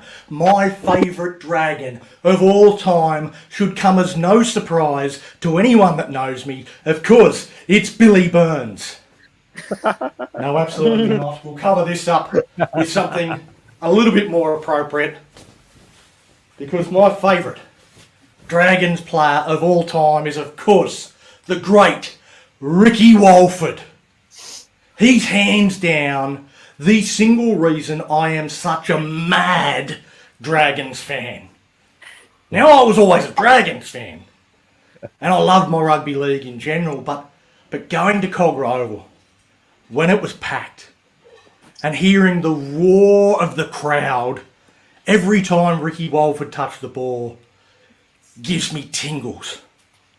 If he made a half break, the noise would rise. The anticipation of what was about to happen is tantalising. And then he'd explode into open space and the noise was deafening. You'd jump up and down, you'd cheer him on, you'd ride him all the way to the try line, and then you'd hug a stranger, and it's this feeling that made me the mad dragon that I am. It was this feeling that made me fall head over heels in love with the Dragons, fall in love with the feeling I get when I look at this jersey, when I look at this logo. It was Ricky Walford that made me fall in love with Dragons fans. I love you guys. You're the most passionate fans in the world. I hear and see your passion on social media every single day. But it doesn't come through on game day like it did back in the days of Ricky Walford. He was a fantastic player to watch. And I don't think any player will ever be considered my favourite player above Ricky Walford. He will always be my number one. So come on, Dragons fans. Fire up!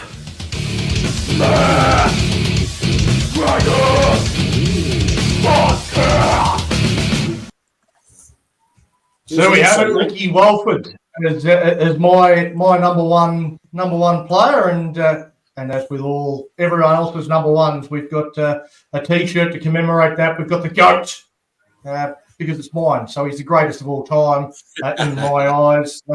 Ricky Walford. You can see also on the back, it's got his name and number. So get onto the Mad Dragons Vodcast Etsy store and get yourself the GOAT, Ricky Walford. As I say, the greatest that there has ever been is, as far as I'm concerned. James Gray saying that Ben Hunt kicks at 77%. I don't think that's entirely correct. His goal kicking percentage might not be too bad, but I don't think it's 77%. I'd have to double check that, but he may have had a couple from right in front when Zach Lomax was out and upped that percentage, but it was down around 60 something. He's only had 45 attempts in his career, so he's not exactly a prolific goal kicker. Regardless, he's not really a goal kicker. All right, we're going now to the next section of the show, and that's some viewer questions. We do have some that have come throughout the night, so keep sending them back. Everyone's saying I looked so young back then. Is that me or Ricky Walford? Because it was only a couple of months ago. This season has aged me horribly. But Coco, the first question comes from Johnny Burke. He points out that we played 3 games in 11 days, finishing with the ANZAC Day game, while the Roosters played their last 3 games over 21 days. Do you think it was unfair scheduling from the NRL in the lead up to such a marquee fixture? We can't help when we play and if we have a bye or not. But I think maybe next season. I guess the question, Coco, is more about whether the NRL fucking screwed us over by the fact that we played 3 games in 11 days and the Roosters had 21 days for their 3 games. Yeah, then yes, that's unfair. We need a rest. We should have had a bye before this game, NRL. But it's called Nick Politis, Everyone thinks it, He's got the special money. Yeah. No, I think I think you're right, but I think we might need to say goodnight to you there, Coco. I know you've got an early start in the morning, so we'll give you a chance to say goodbye to everyone and give us your last thoughts. Thank you. And don't No, forget, don't give up on the Red V. Even though we lost this week, it's a roller coaster. So let's just be passionate, kind, and don't give up. Let's go, Dragons fans. Fire up. Bye, everyone. Well, there goes everyone's favourite Coco. She drops out, so it's just the boys now. We can get a bit filthy, but in terms of the turnaround times, this was actually a period of time that I raised as being the toughest for the club in our season preview show. In general, we actually have a very good draw and have a ridiculously small number of 6-day turnarounds between now and sometime towards the back end of the season. I think we've got 3 between now and sort of round 19, round 20, maybe even further than that. So it's pretty good from this point on. But this definitely was our toughest period leading up to the ANZAC Day fixture. Was that a factor? Possibly, but we lost by 42 points, so I wouldn't lean on that too heavily. Jesse, Ian Johnson says that Lachlan Ilias is off contract and appears to be on the outer at Souths. Given he's just 23 years of age, has over 50 NRL games under his belt, could you see him as a long-term replacement for Ben Hunt? Short answer, no. I haven't seen enough from Ilias in his 3 years at Souths. Souths fans are livid with him, and they'd be happy to see the other side of him up from Souths fans I know, and they're happy to see him in reserve grade. And it's just got worse for him. He's broken his leg and he's out for an indefinite period. If he cops all the pressure from Souths, imagine if he has a shocker at the Dragons, how ropeable he will be. He'll cop it big time. So, and I don't think he's the type of player we do need. No, and I've heard the Bulldogs are looking at him closely and potentially looking at him as their number 7. But no, I don't think we need Lachlan Ilias. Yep. Peter Placidio de Veneziano says, no way the Dogs can have him.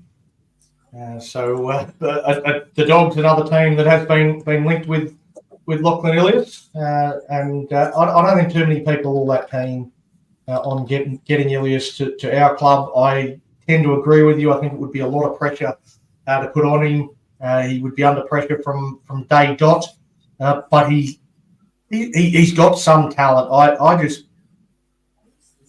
I've never understood the hype around Lachlan Ilias to begin with. He was not that good as a junior, and yet he came in and was the starting halfback for South, and because he was in the NRL, all of a sudden everyone thought he was some sort of superstar, and I don't think I think too much pressure was put on him too early when he was never that good to begin with. All right, Leah, Donnie, not me, but another Donnie Sakar, says that, it's not really Dragons related. He wants to know our thoughts on Paul Kent fighting in the street. What did you think when you saw this? I'm assuming you've seen this. Oh, we might have our first on mute. There we go. So I didn't see it, but I did hear about it. I'm like, he's probably on drugs or he's probably had too much alcohol that night, so who knows? Yeah. Well, someone's listening to the one. Someone's got the VOD on in the background. Big T, I mean, what were your thoughts on this one, mate? I think Paul Kent had too much to drink. He had plenty of time to walk away from that. The guy that was with him, I don't know who it was, but he was trying to push him away. And I suppose the other guy was I didn't see we didn't see this how it started, but this guy's probably told Kenty he's a flog, and Kenty's took offence to that. And but how can you get in trouble for telling the truth? You know, Kenny was just he was off tilt. He was on tilt that night, and he must have got knocked back. Yeah. I don't understand how this guy can possibly stay employed. I think it's I think I agree with what you said. He's clearly not very good on the pitch, but he's a shock jock. Like, that's his job. That's his role. His role is literally to say things that he knows other people are going to disagree with. It doesn't even need to be his actual opinion. It's just like his job is actually to piss people off, to say things that most people are not going to think is correct. That's going to make you unpopular. He plays devil's advocate a lot too. He always takes the other side to popular opinion.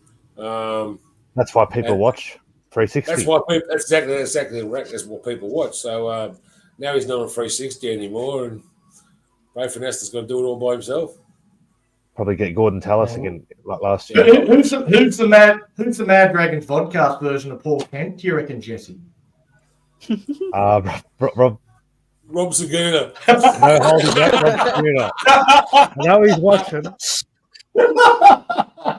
He's going to give it to you now, Jesse. Yeah, Rob's funky Kent.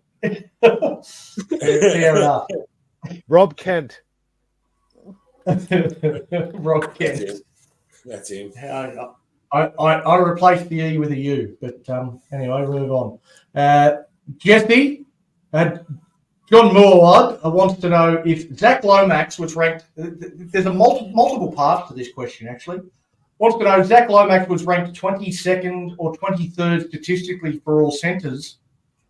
Where does Ben Hunt's general kicking game rank among all kickers in general play? Well, Dylan Forster also says on a similar theme, wonders, well, the best kick we put in all day came from Jaden Sewer and not one of our halves.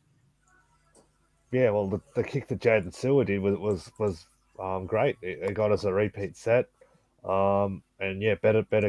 One of our better kicks of the afternoon. Yeah, as you said, better from than what Kyle Flanagan or Ben Hunt did that all day on ANZAC Day. But as for Ben Hunt, like we've said this many times before, every team knows what he's going to do.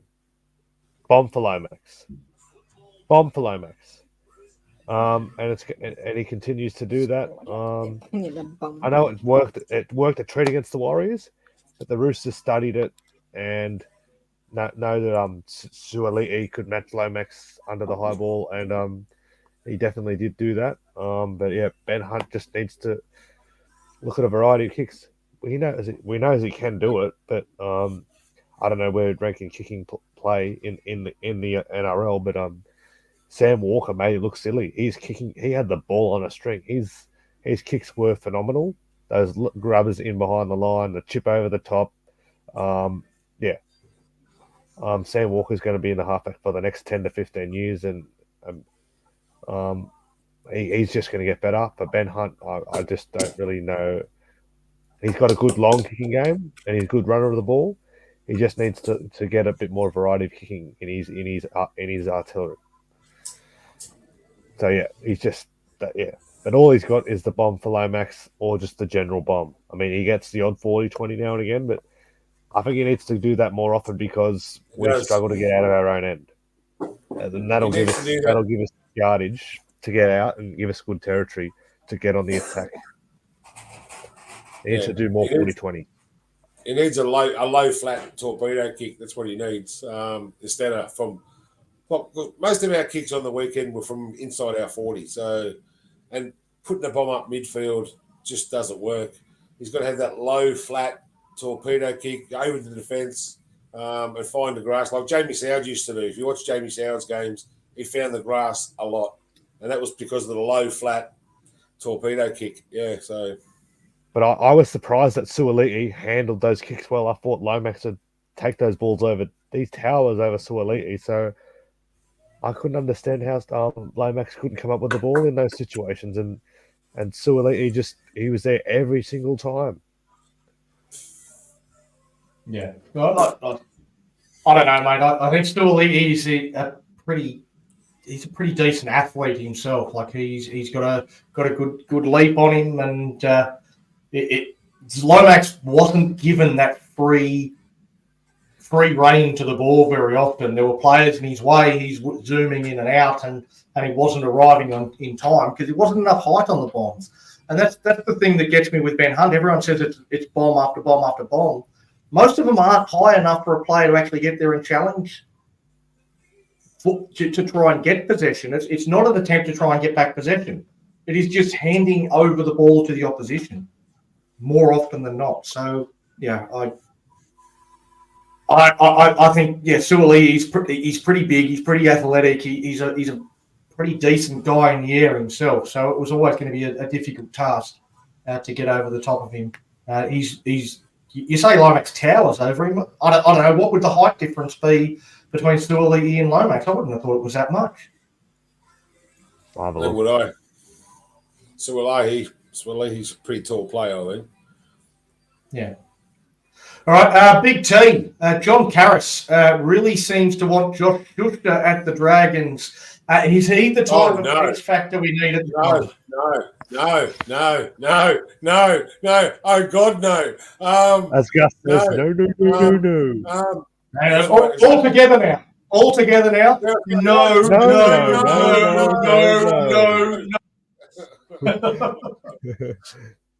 Mate, he just... JT said it too.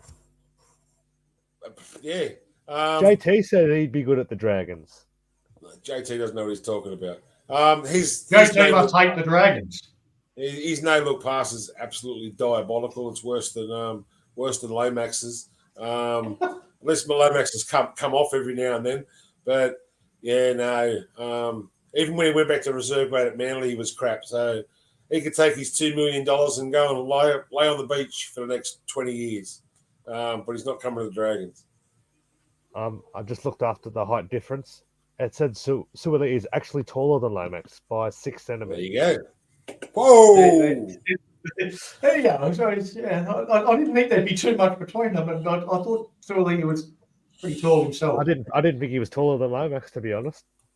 Yeah, just getting back. Again, you're at the ground, so sometimes the official stats look wrong when you see the people in real life. This is Wikipedia. That's not always reliable. No. Isn't it? Well, just go in there and change Lomax's height then. Do it. Big T. Just going back to that question you asked me, Donny. No. I can't say it that many times. Times 1,000. You there, Big T. Not even. I don't want Josh Schuster. Not even if you came for $100. If you played for $100, still wouldn't have him. Not even free. I said if he paid us, I wouldn't take him. I don't want him anywhere near the club. Well, he's got enough money. Go to England.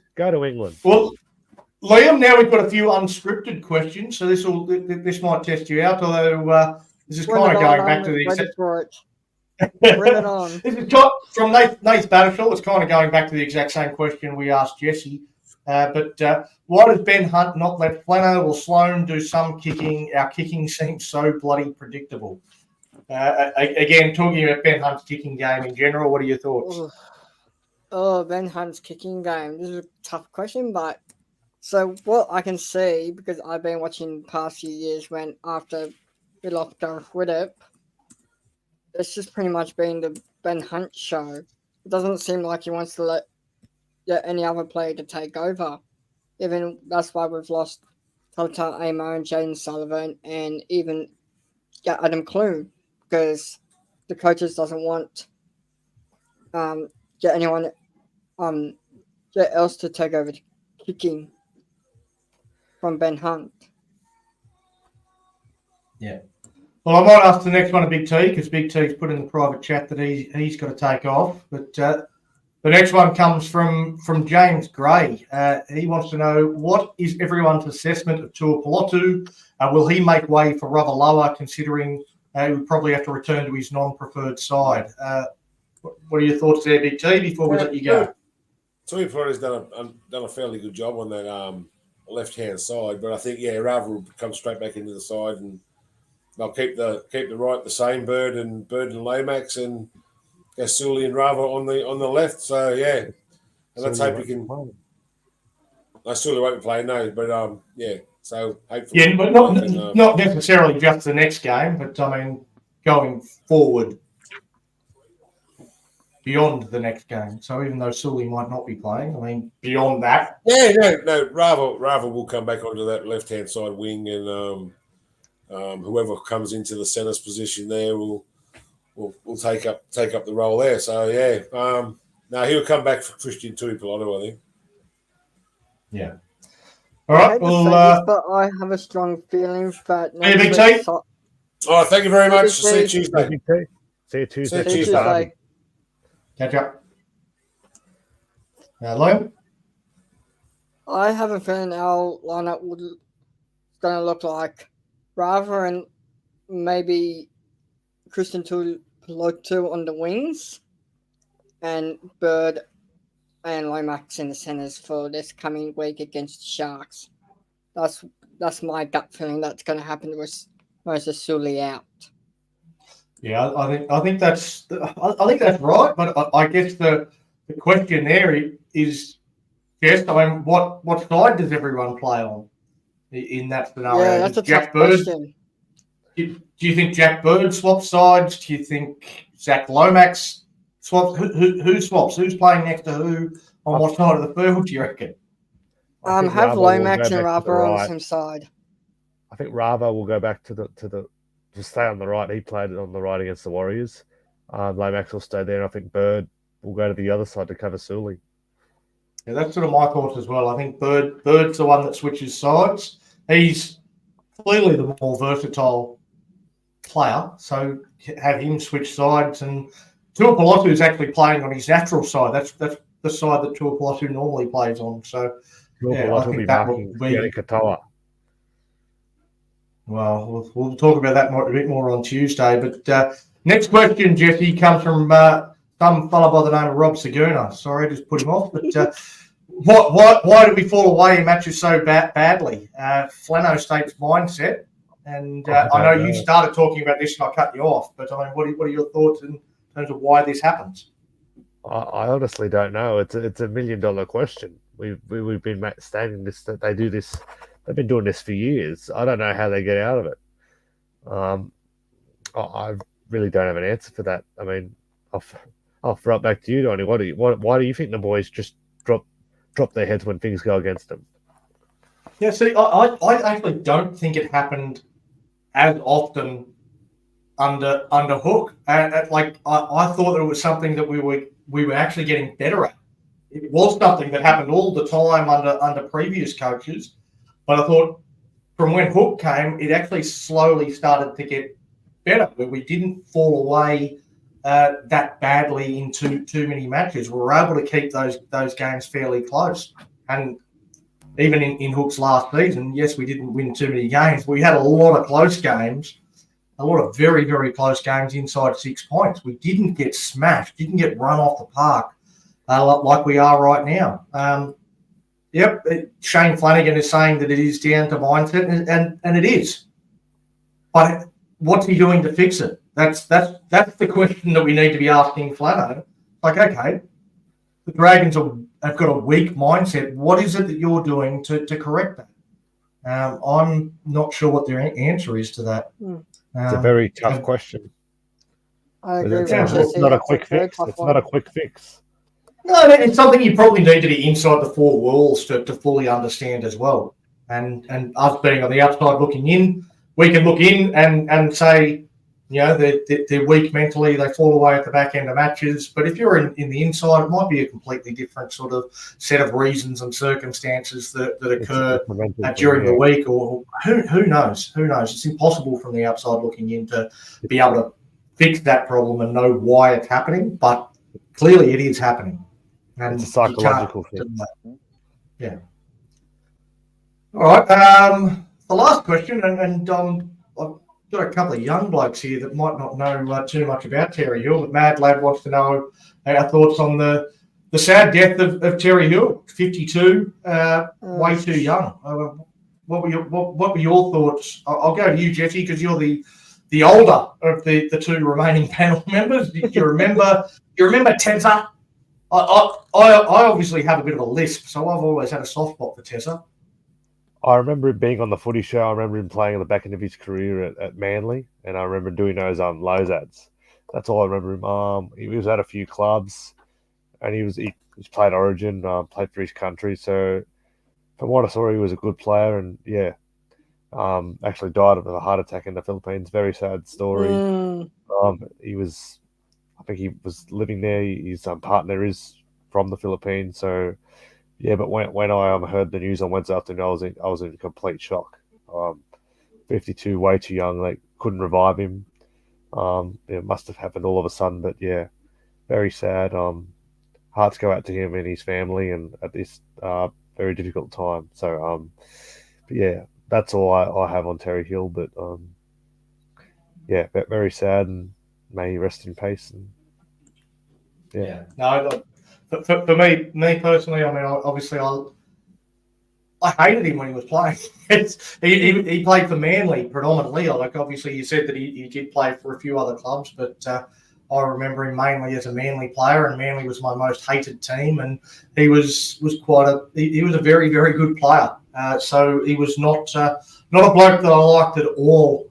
And then he comes onto the footy show, and he's just such a character, just a guy that makes you laugh and tells stupid dad jokes and doesn't take himself too seriously, like he's got a speech impediment. And he allows that to be the butt of jokes, and he laughs along with it. And it's like just such a fun-loving fella. And, Nads with the greyhounds down at the Dapto Dogs. So again, that's probably as local as he gets as for Dragons fans at the Dapto Dogs. But it was a great bloke that I didn't come to love him at all until after his career finished, and he came onto the footy show, and we got to see a different side of him, and he seemed like a guy that you'd love to have a beer with. Maybe. Unfortunately, that might have been part of his early demise. I'm not too sure, but he seemed like a great bloke, and sad to see him gone. All right, well, now we'll move into out of the viewer questions. We're all through the viewer questions. We do have 21 live comments in there, so I don't know whether there's anything more in there. We'll try and have a look through that, but for now, we will move into some lower grades action. And this is normally where everyone else takes a little bit of a break. And Jesse's pointing to the logo. What do you got there, Jess? Go there, Steelers. Yeah, we obviously had some success. We will get to the grand finals, but we'll talk about the senior lower grades first of all. We'll start with that. And New South Wales Cup, first of all, it was an incredibly frustrating game. We went down 19-18 to the Roosters, but we always looked the better team. Now, we led 18 points to 4 at half time and probably should have led by more. I actually watched it this morning. I already knew the result, but I watched the game this morning. And with about half an hour left to go, constantly attacking their try line, I sort of said to myself, how the hell do we lose this game? And the truth is, we kind of imploded. I'll show one of the early tries, first of all, for Savelio Tamale. And this is a great try that he scored. Go out a bit wide, and then a nice offload from Ryan Couchman over the top, tapped on, goes out to Tamale. Good step, big left foot step, beats the fullback and runs around to score a good try. So that was part of the first half where we got that 18 points to 4 lead. But it sort of changed a bit there in the second half. And in terms of how we lost, we didn't take our chances, and the Roosters, they had one chance and they scored to make it 18-10. But then with just over 20 minutes to go, Ryan Couchman capped off what was a very, very good performance. There was that try that he had an involvement in. He had the last pass to Savelio Tamale's other try. And he himself crashed over the line with 20 minutes to go, scored a very strong try, good try. But the referee said he dropped it. Couchy went bananas.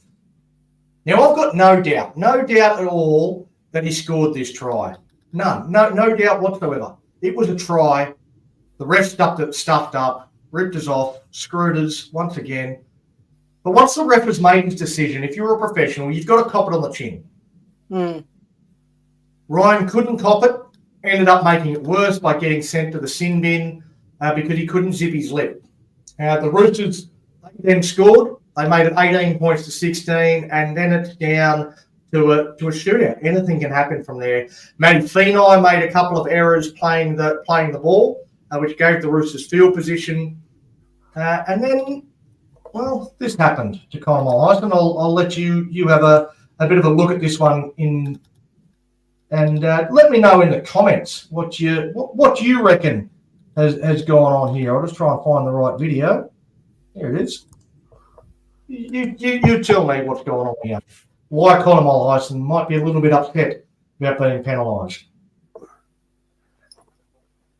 So he got penalised. Obviously wasn't square at marker.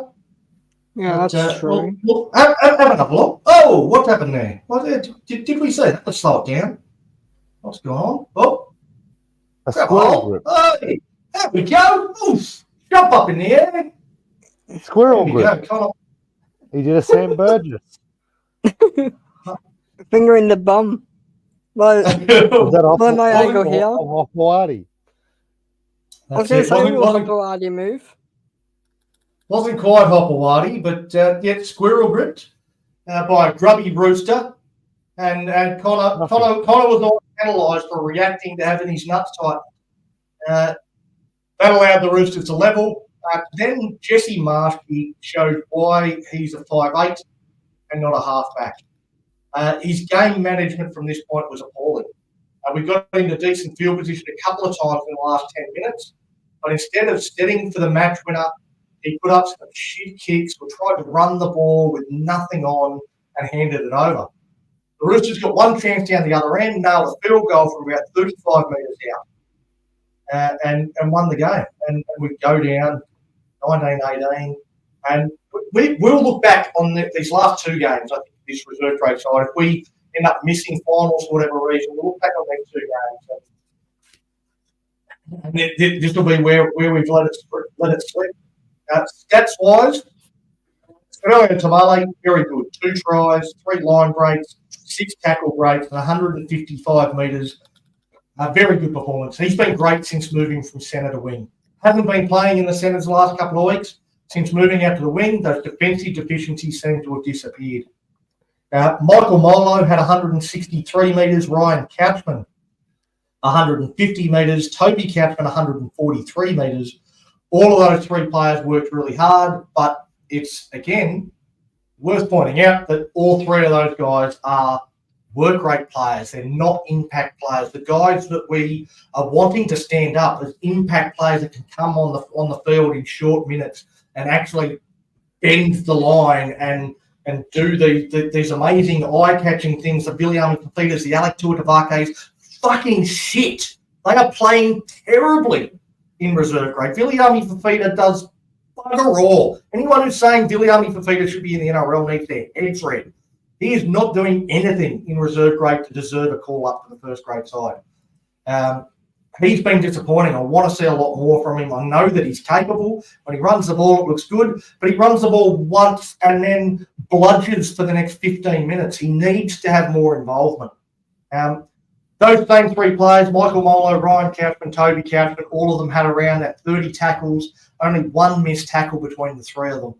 They're the players that are putting their hand up for a spot in the NRL side, but they're not players that are going to change the dynamic of our forward pack. Dylan Egan topped the tackle count with 37. Jersey Flake was a slightly different story. The Roosters led 12-0 in this one and 18-6 at half-time.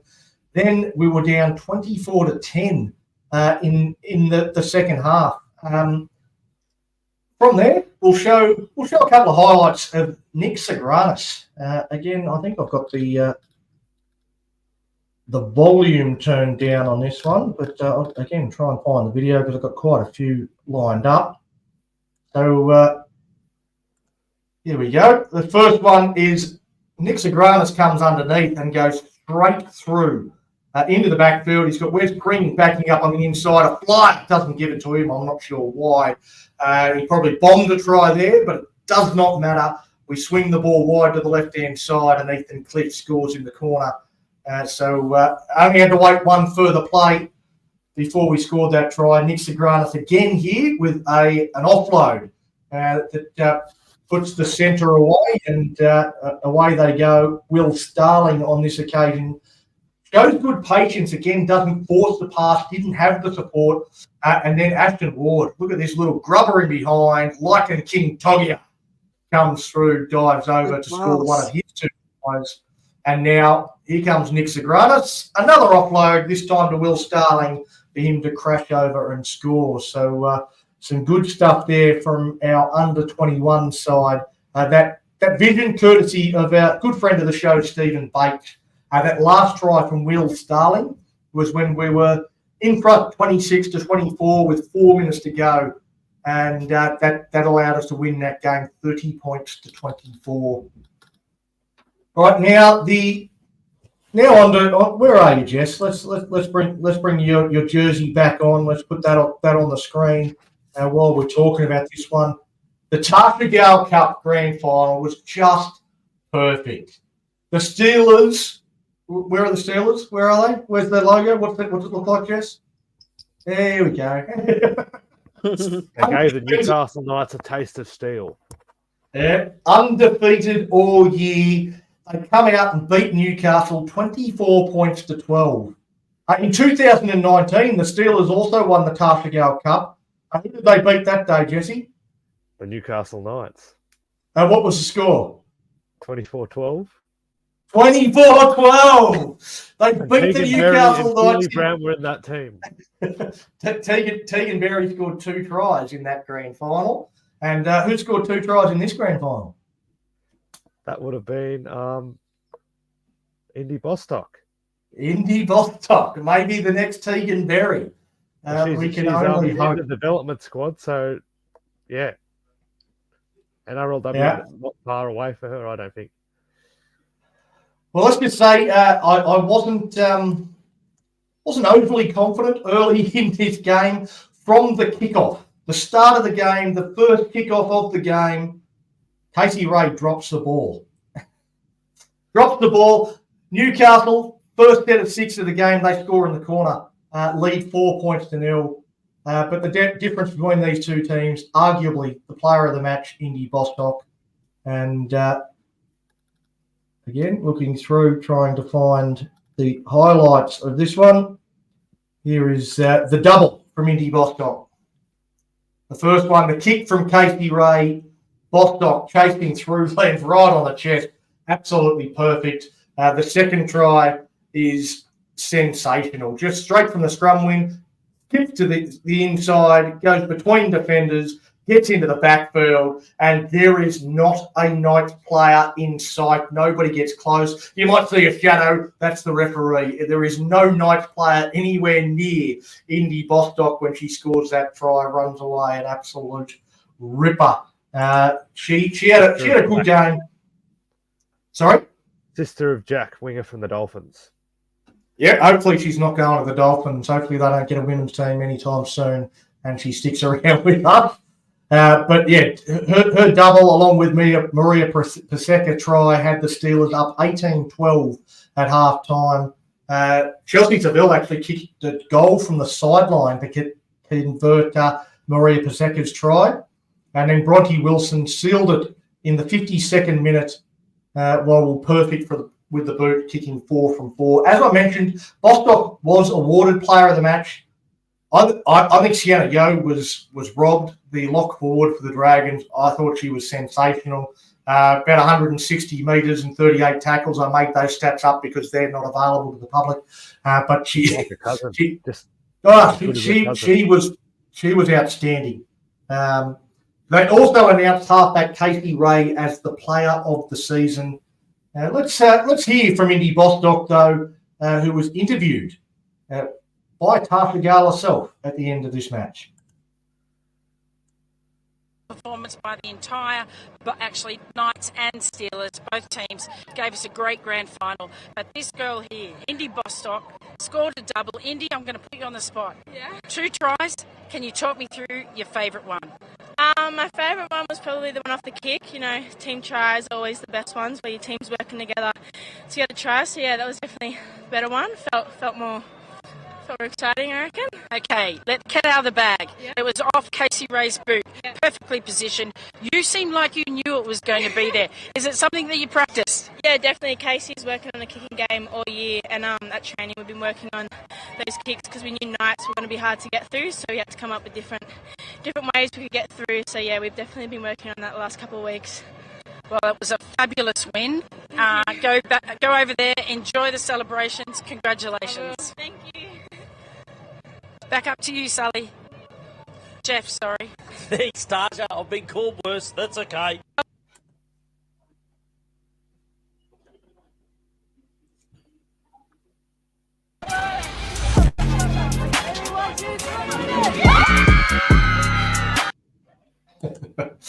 And there's the Steelers celebrating that fantastic victory over the Newcastle Knights. The FG Ball was perhaps even more special because St George hadn't won the SG Ball since 1992.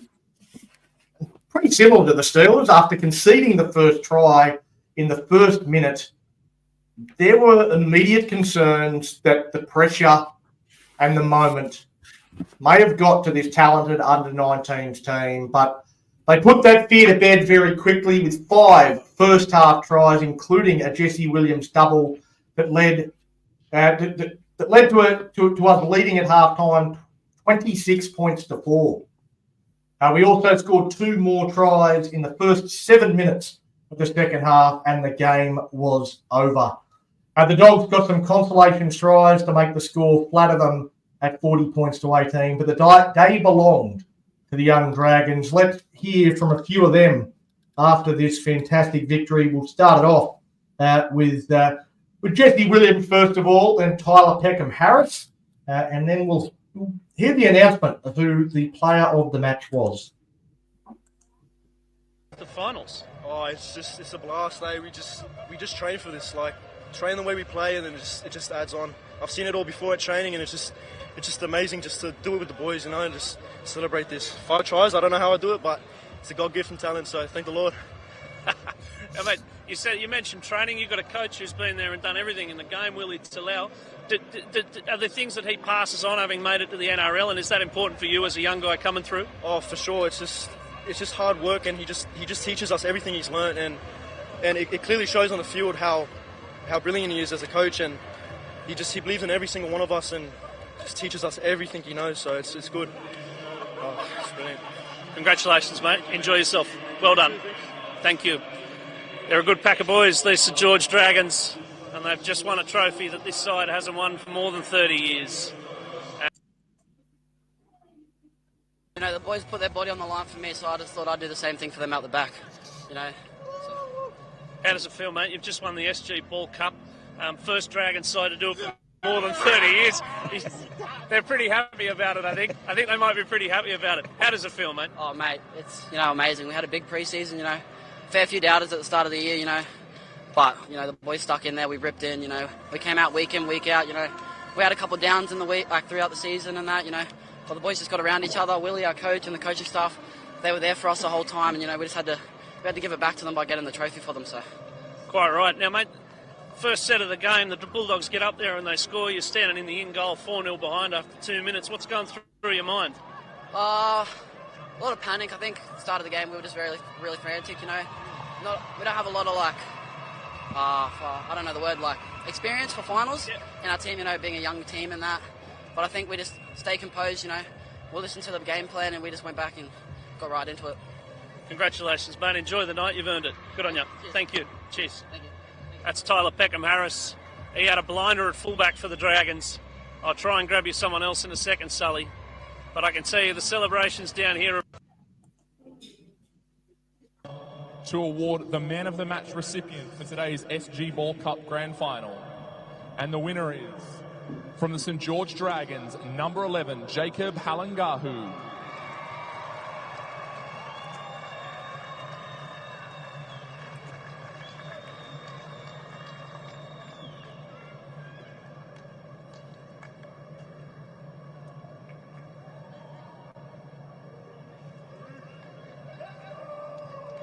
I'd now like to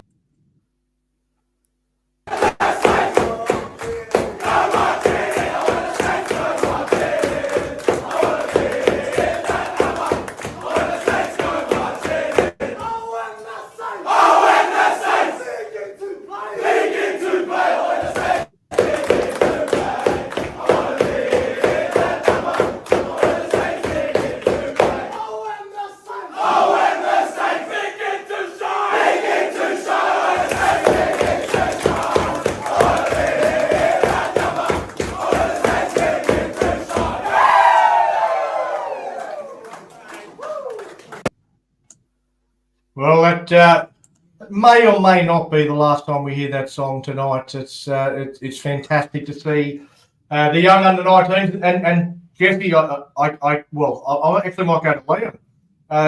Both under-19s, men's and women, coming out victorious. It's great news for the future of the club in both pathways. It definitely is, Donny. That is huge news for us. We've got some best up-and-coming talents coming through, and I think some of them will look great in the NRL, hopefully playing for us and hopefully not for other clubs. Yeah, definitely. It's always the worry. Lisa Marie Cooper saying she loved that game. A few comments about how many of those Steelers players are going to be playing NRLW this year. I even heard Bronte Wilson might have a contract who scored the last try for the Steelers coming off the bench, which would surprise me a little bit if she's in the NRLW squad. But we'll have to see how that plays out. Well, she was hopefully a development player last year, so she very well could be in the squad this year. Yeah, hopefully Chess keeps us on the women's side of the game for us, like he always does. Absolutely. Keep the info out. Keep the info coming to us from the ladies' side of the game. Yep. As he does. We're into the show too, Sowie. He watches us every now and again as well. So, Well, saw him on the sidelines. Saw him on the sidelines during that game on the microphone as well, and maybe sending a few messages back to the Steelers coach throughout that game. So great to see him down there and very hands-on, very much involved. But moving now into some news and rumours, Jesse. Junior Mono, unsuccessful in overturning his conviction. Do you see this as another hammer blow to his chances of returning to the NRL? Yeah, definitely. I can't see him. The way it's going, he's going to have a tough road back. I know he's young, but yeah, he did the wrong thing and probably regrets what he's done now. But I don't want to comment too much further on that. It's not really on a subject I'd like to discuss. I just hope he gets back on track with his life soon. I'll just leave it at that. Well, I'm about ready to cry. Everybody missed my hammer joke there. Disappointed. I didn't. Hammer time. All right. Well, let's go in and let's do beer of the week. So it was a pretty disappointing performance from the Dragons. So I've gone with mid-strength. It's a nail MVP. It's a mid-strength. Yeah, it's not most valuable. That makes sense. It's not. It's not most valuable player. It's a mid-value pile. We were nailed. It makes sense. Well, Ross has pretty much put a nail in the coffin for our hopes That's and it. chances this year. Always has a ring Oh. to it, your beard, Donny. Always try and find some sort of link just so I can have a drink. And I need one after that performance. Liam, Dragons target, Sunia Taruva looks set to sign for the West Tigers. Is there any player that we can attract? Well, I'm just looking at the players off contract here, Donny. It's not looking really good for next year, but we can pretty much sign it for. I'm not liking our chances for a target player. No one. That's not. No. It doesn't matter. Doesn't matter. You can target anyone. No one wants to come to our bloody club. There is Jesse, one. So don't interrupt. There is one. Who's coming? Who's coming? Apparently, I've heard Zach Wolford is looking to We tried exit to the get him in Raiders the to come over pre-season. to us. Yeah. Another 9. I wouldn't be surprised good. if we get Zach Wolford because he wants a starting spot in the number 9, and Canberra Raiders got Daniel Levi and Tom Starling. Yeah, but otherwise, it's not looking good in the halves for us. Well, Yeah, I've always been a fan of Adrian Trevelyan. I don't know why he hasn't been spoken about a bit more. He's the 4th string at the Canberra Raiders. I think he's actually a decent. If you want looking for a backup to Jacob Little, you're not looking for a replacement to Jacob Little. Shit, I don't know whether Wolford's the guy. I'd be looking at young Trevelyan, but yeah, his name never seems to get a mention. So I don't know what the deal is there. But sticking with a similar theme, Jesse, Lewis Dodd was a player we showed some interest in at the start of the year. We showed some interest. He quickly re-signed to stay in St Helens. So we've stopped calling him. And now he's looking to leave England and sign with South, who are the only team that look to be worse than us. What is it we are doing so wrong that makes us such an undesirable location for players? I think it's got to do with the results. Like, we haven't been a successful club for a long, long time, and people are seeing our performances, what's happening in our club, or who'd want to go play for that team, the way our club's run. Blackie Coruscant decided to go to the West Tigers. Stephen Crichton went to the fucking Bulldogs. Are we really worse than them? Have we really been worse They're than showing those clubs? signs of improvement, the Bulldogs. I mean, Of course they are, because they signed those fucking players. Those players go there, of course they show signs of improvement. Because they If like we get Cameron those Terrell players, there. we show signs of improvement.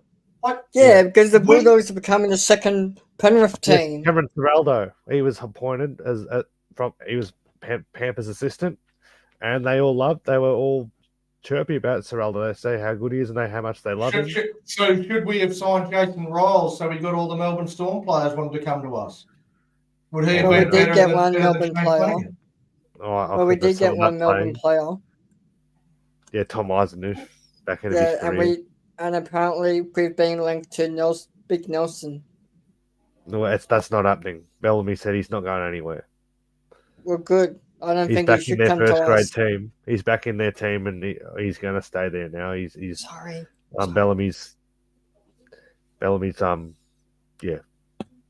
got in his ear, and he's listened to Craig Bellamy, and I don't think he'll be leaving the Melbourne Storm anytime soon. But yeah, I don't know. And we've got the money to spend too. We've got the cash to splash. Yeah, we still can't sign players. I mean, it's still not luring players. I don't know what players are out there that will come for 2025, because we're only a few days away from May, and we only have, from outside the club, we only really have Corey Allen signed. I know he was signed meant for this year, but the guy coming off an ACL that is on the downward trajectory after playing Origin, 2019? Yeah.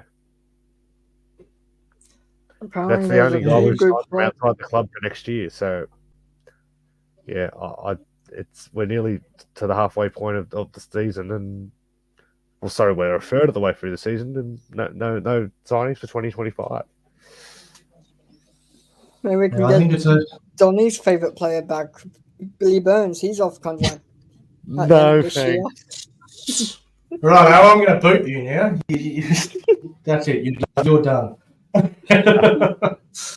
You can't come in here on your first night and start taking the piss out of me straight away. At least take a couple of Okay, weeks. I'm before sorry. you do Yeah. There is 2 players. You got to warm up.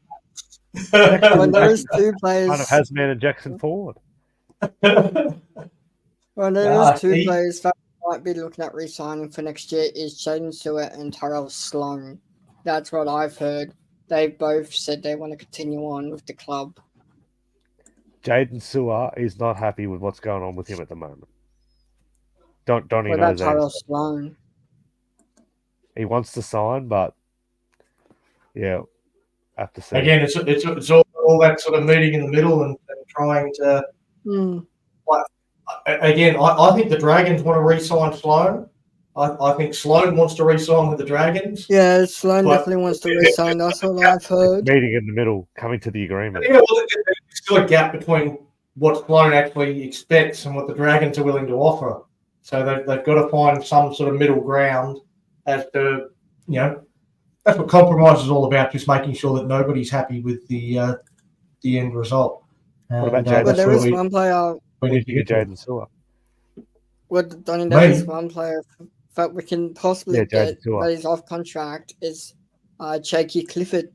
He's off contract this year. Yeah. We can possibly toss our hat in the room for Jake Clifford because he's not getting a starting spot at the Cowboys. Well, Chad Townsend, I think he's gone after this year too. Yeah, Townsend's gone. We all know by the looks of it, he's going to retire I think Clifford will because go he's to going the to be on that halfback role there. age. Or there's another one up around that area is Tom Weaver. But we can pretty much go for good up and coming young half. I'm kind of tossing up between Jake Clifford and Tom Weaver. I would go for one of those 2 because they're on cheap money, and they can You're right possibly. there. Well, Dragons fans love Matt Duffy. I'd love to see us go after Matt Duffy from the Cowboys. Tom Duffy. Tom Duffy. Tom Duffy. Duffy, yeah. Not Matt. He's a young halfback You know, they have high hopes for, yeah. you know what I mean. Let's get him instead of. Don't worry about Chad. They can keep Chad. We'll take Duffy. We've missed out on Finney Fuiaki as well. He's going to join the Yeah, we Dolphins. definitely did. I'm just Maybe looking at Tony Black from the Broncos. There's a number of young halves that I'd love to see come to the club. But Ethan Sanders going to the Raiders. well, again, we can name a million names. We can just throw out all the names of all the players that are off contract that we want. At the end of the there day, is none of one them player want off country. none of them want to come to the Dragons. None of them want to come to the Dragons. Will re-sign though, Donnie? I mean, I told No, you I we don't. said that at the game last week. No, I There's don't. I one player don't think that we can Jaden possibly Stewart will target resign. Topine from the Bulldogs. He's been released from the Bulldogs. We can possibly sign him. Jackson Topine. Yeah, again, he's actually from my on a hometown first over grade. here in WA. But I think he might have a bit of a black mark against his name, given he's suing his former club for training him too hard. Well, we can go for Jordan Piera. Jordan to Pereira. play on the other wing. Yeah, again, another bloke this. He's 30 something. Like, he's not a guy that's going to 31 this year. Yeah. Yeah. So I don't. I again, we can sit here and we can just keep naming names. You can keep throwing names out, and it's not. He's not a player. I'd be getting. It's not helpful. I think, and we don't know who's actually going to like you. The Dragons can name names. Shane Flanagan can name 1,000 names, and we'll just have to wait and see. If they don't want to come here, if they don't want to be at the Dragons, if they're not going to listen, it doesn't matter if you give them $6 million a year, they're still not going to come here. Then what's the point? I think we need to look at why players don't want to come to our club. And, there is one person that we can all point Flanagan to needs to tell him what he has hopes for the club, or what. There is one person the that we player. can Who point talks towards to the player? Is it the coach? Is it Ben Harron? Who does the Well, negotiations to get the players? initially, nobody talks to the player. Initially, you talk to the player's manager. If the player's manager is interested, then you'll set up a meeting between the coach and the player. The coach will get involved at some point. It'll be different at every club. Be different with every coach. Because I know Gus goes to every meeting when he does recruiting at the Bulldogs. It just seems like management just doesn't care in our Chinese players. restaurant and entertains them there. Takes them to lunch, out some lunch. It just seems like our management doesn't care about our players. It's all about the money. Bring to lunch at the Steelers Club. Well, maybe not the Steelers Club, mate. Maybe the brewery around the corner might be a better go if you're going to take him to Illawarra. But yeah, I think Chris Holmes sort of our recruitment is terrible. Harron has been a joke for ages. He's not recruitment though. Yeah, but he's the general manager of the club. Like he is in charge of everything. Harron is in charge. He is the overseer of all of the football operations. Everything to do with football operations, Harron is in charge of. Harron has had oversight over recruitment for how long's he been at the club, Jesse? 2009. Well, he wasn't in that. He wasn't GM of football back then. No, but he's been at the club for a long time. And from 2009 to now, he has had roles where he has had oversight over recruitment for a long period of that time. And it has always been terrible. The entire time he's been involved with the club, we have sucked. How the fuck does this bloke still have a job? How is it, like other people lose their job, coaches get sacked all the time. How many coaches have been sacked during his time at the club? And he managed to remain impervious. Ridiculous. So I think he's got to go. Did, Johnny.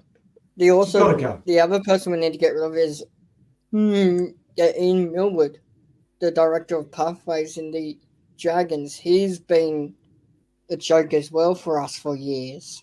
That's why we've got so many juniors. Whenever his dad's still involved with Steelers, he's not going anywhere. And again, it's I don't know. It's kind of hard. Like he hasn't always been the director of pathways, but since he's been the director of pathways, we've got to the point where we've just won 2 under-19s premierships, but in both men's and women's. So how much of that is that as a result of the work that he's done? So.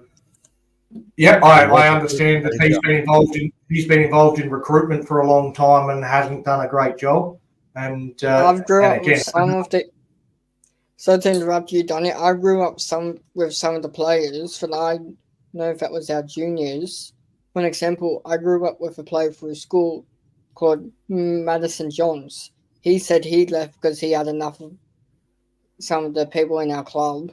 And then also one of the other people that my dad worked with, his son was one of our juniors, and he got told after we signed, I think it was Matt Duffy, that was playing outside Matt Duffy from 2016-17, saying, "You're not good enough. We'll sign Matt Duffy, and you can go. There's no place in our junior system that we have for you."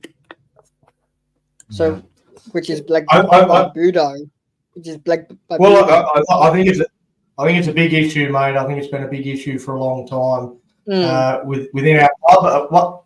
We might wrap it up there. We're sort of going around in circles with recruitment talk, so we'll call it a night. Once again, I would like to thank everyone who has tuned in for tonight's show and stuck around to the end.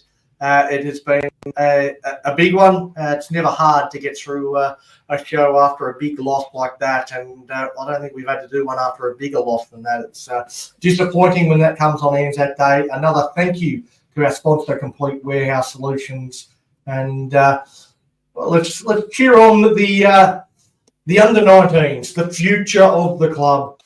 That does look bright. It does look like there's some light at the end of the tunnel. There's a number of players that will make their way through our pathways and hopefully into our top grade over the next 12 to 18 months from those sides. And I think there's something to be excited about there. So come on, Dragons fans, fire up.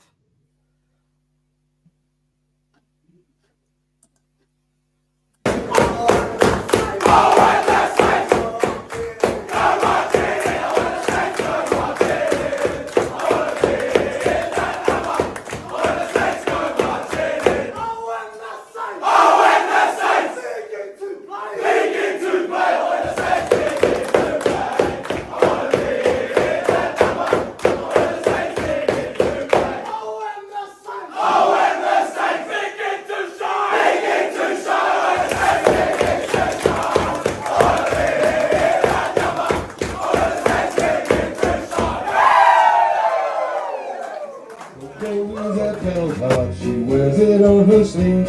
As Mother tells tales of dragons, winds, and tuna victory. Tony and the MP crew will do their very best. Getting off topic and I digress with a red V on our chest. The Mad Dragon podcast is a ship of camaraderie, navigating rants down rabbit holes in the land of big wet feet. And so our paddlers speak the tales and our friendship is our dream. The Mad Dragon podcast.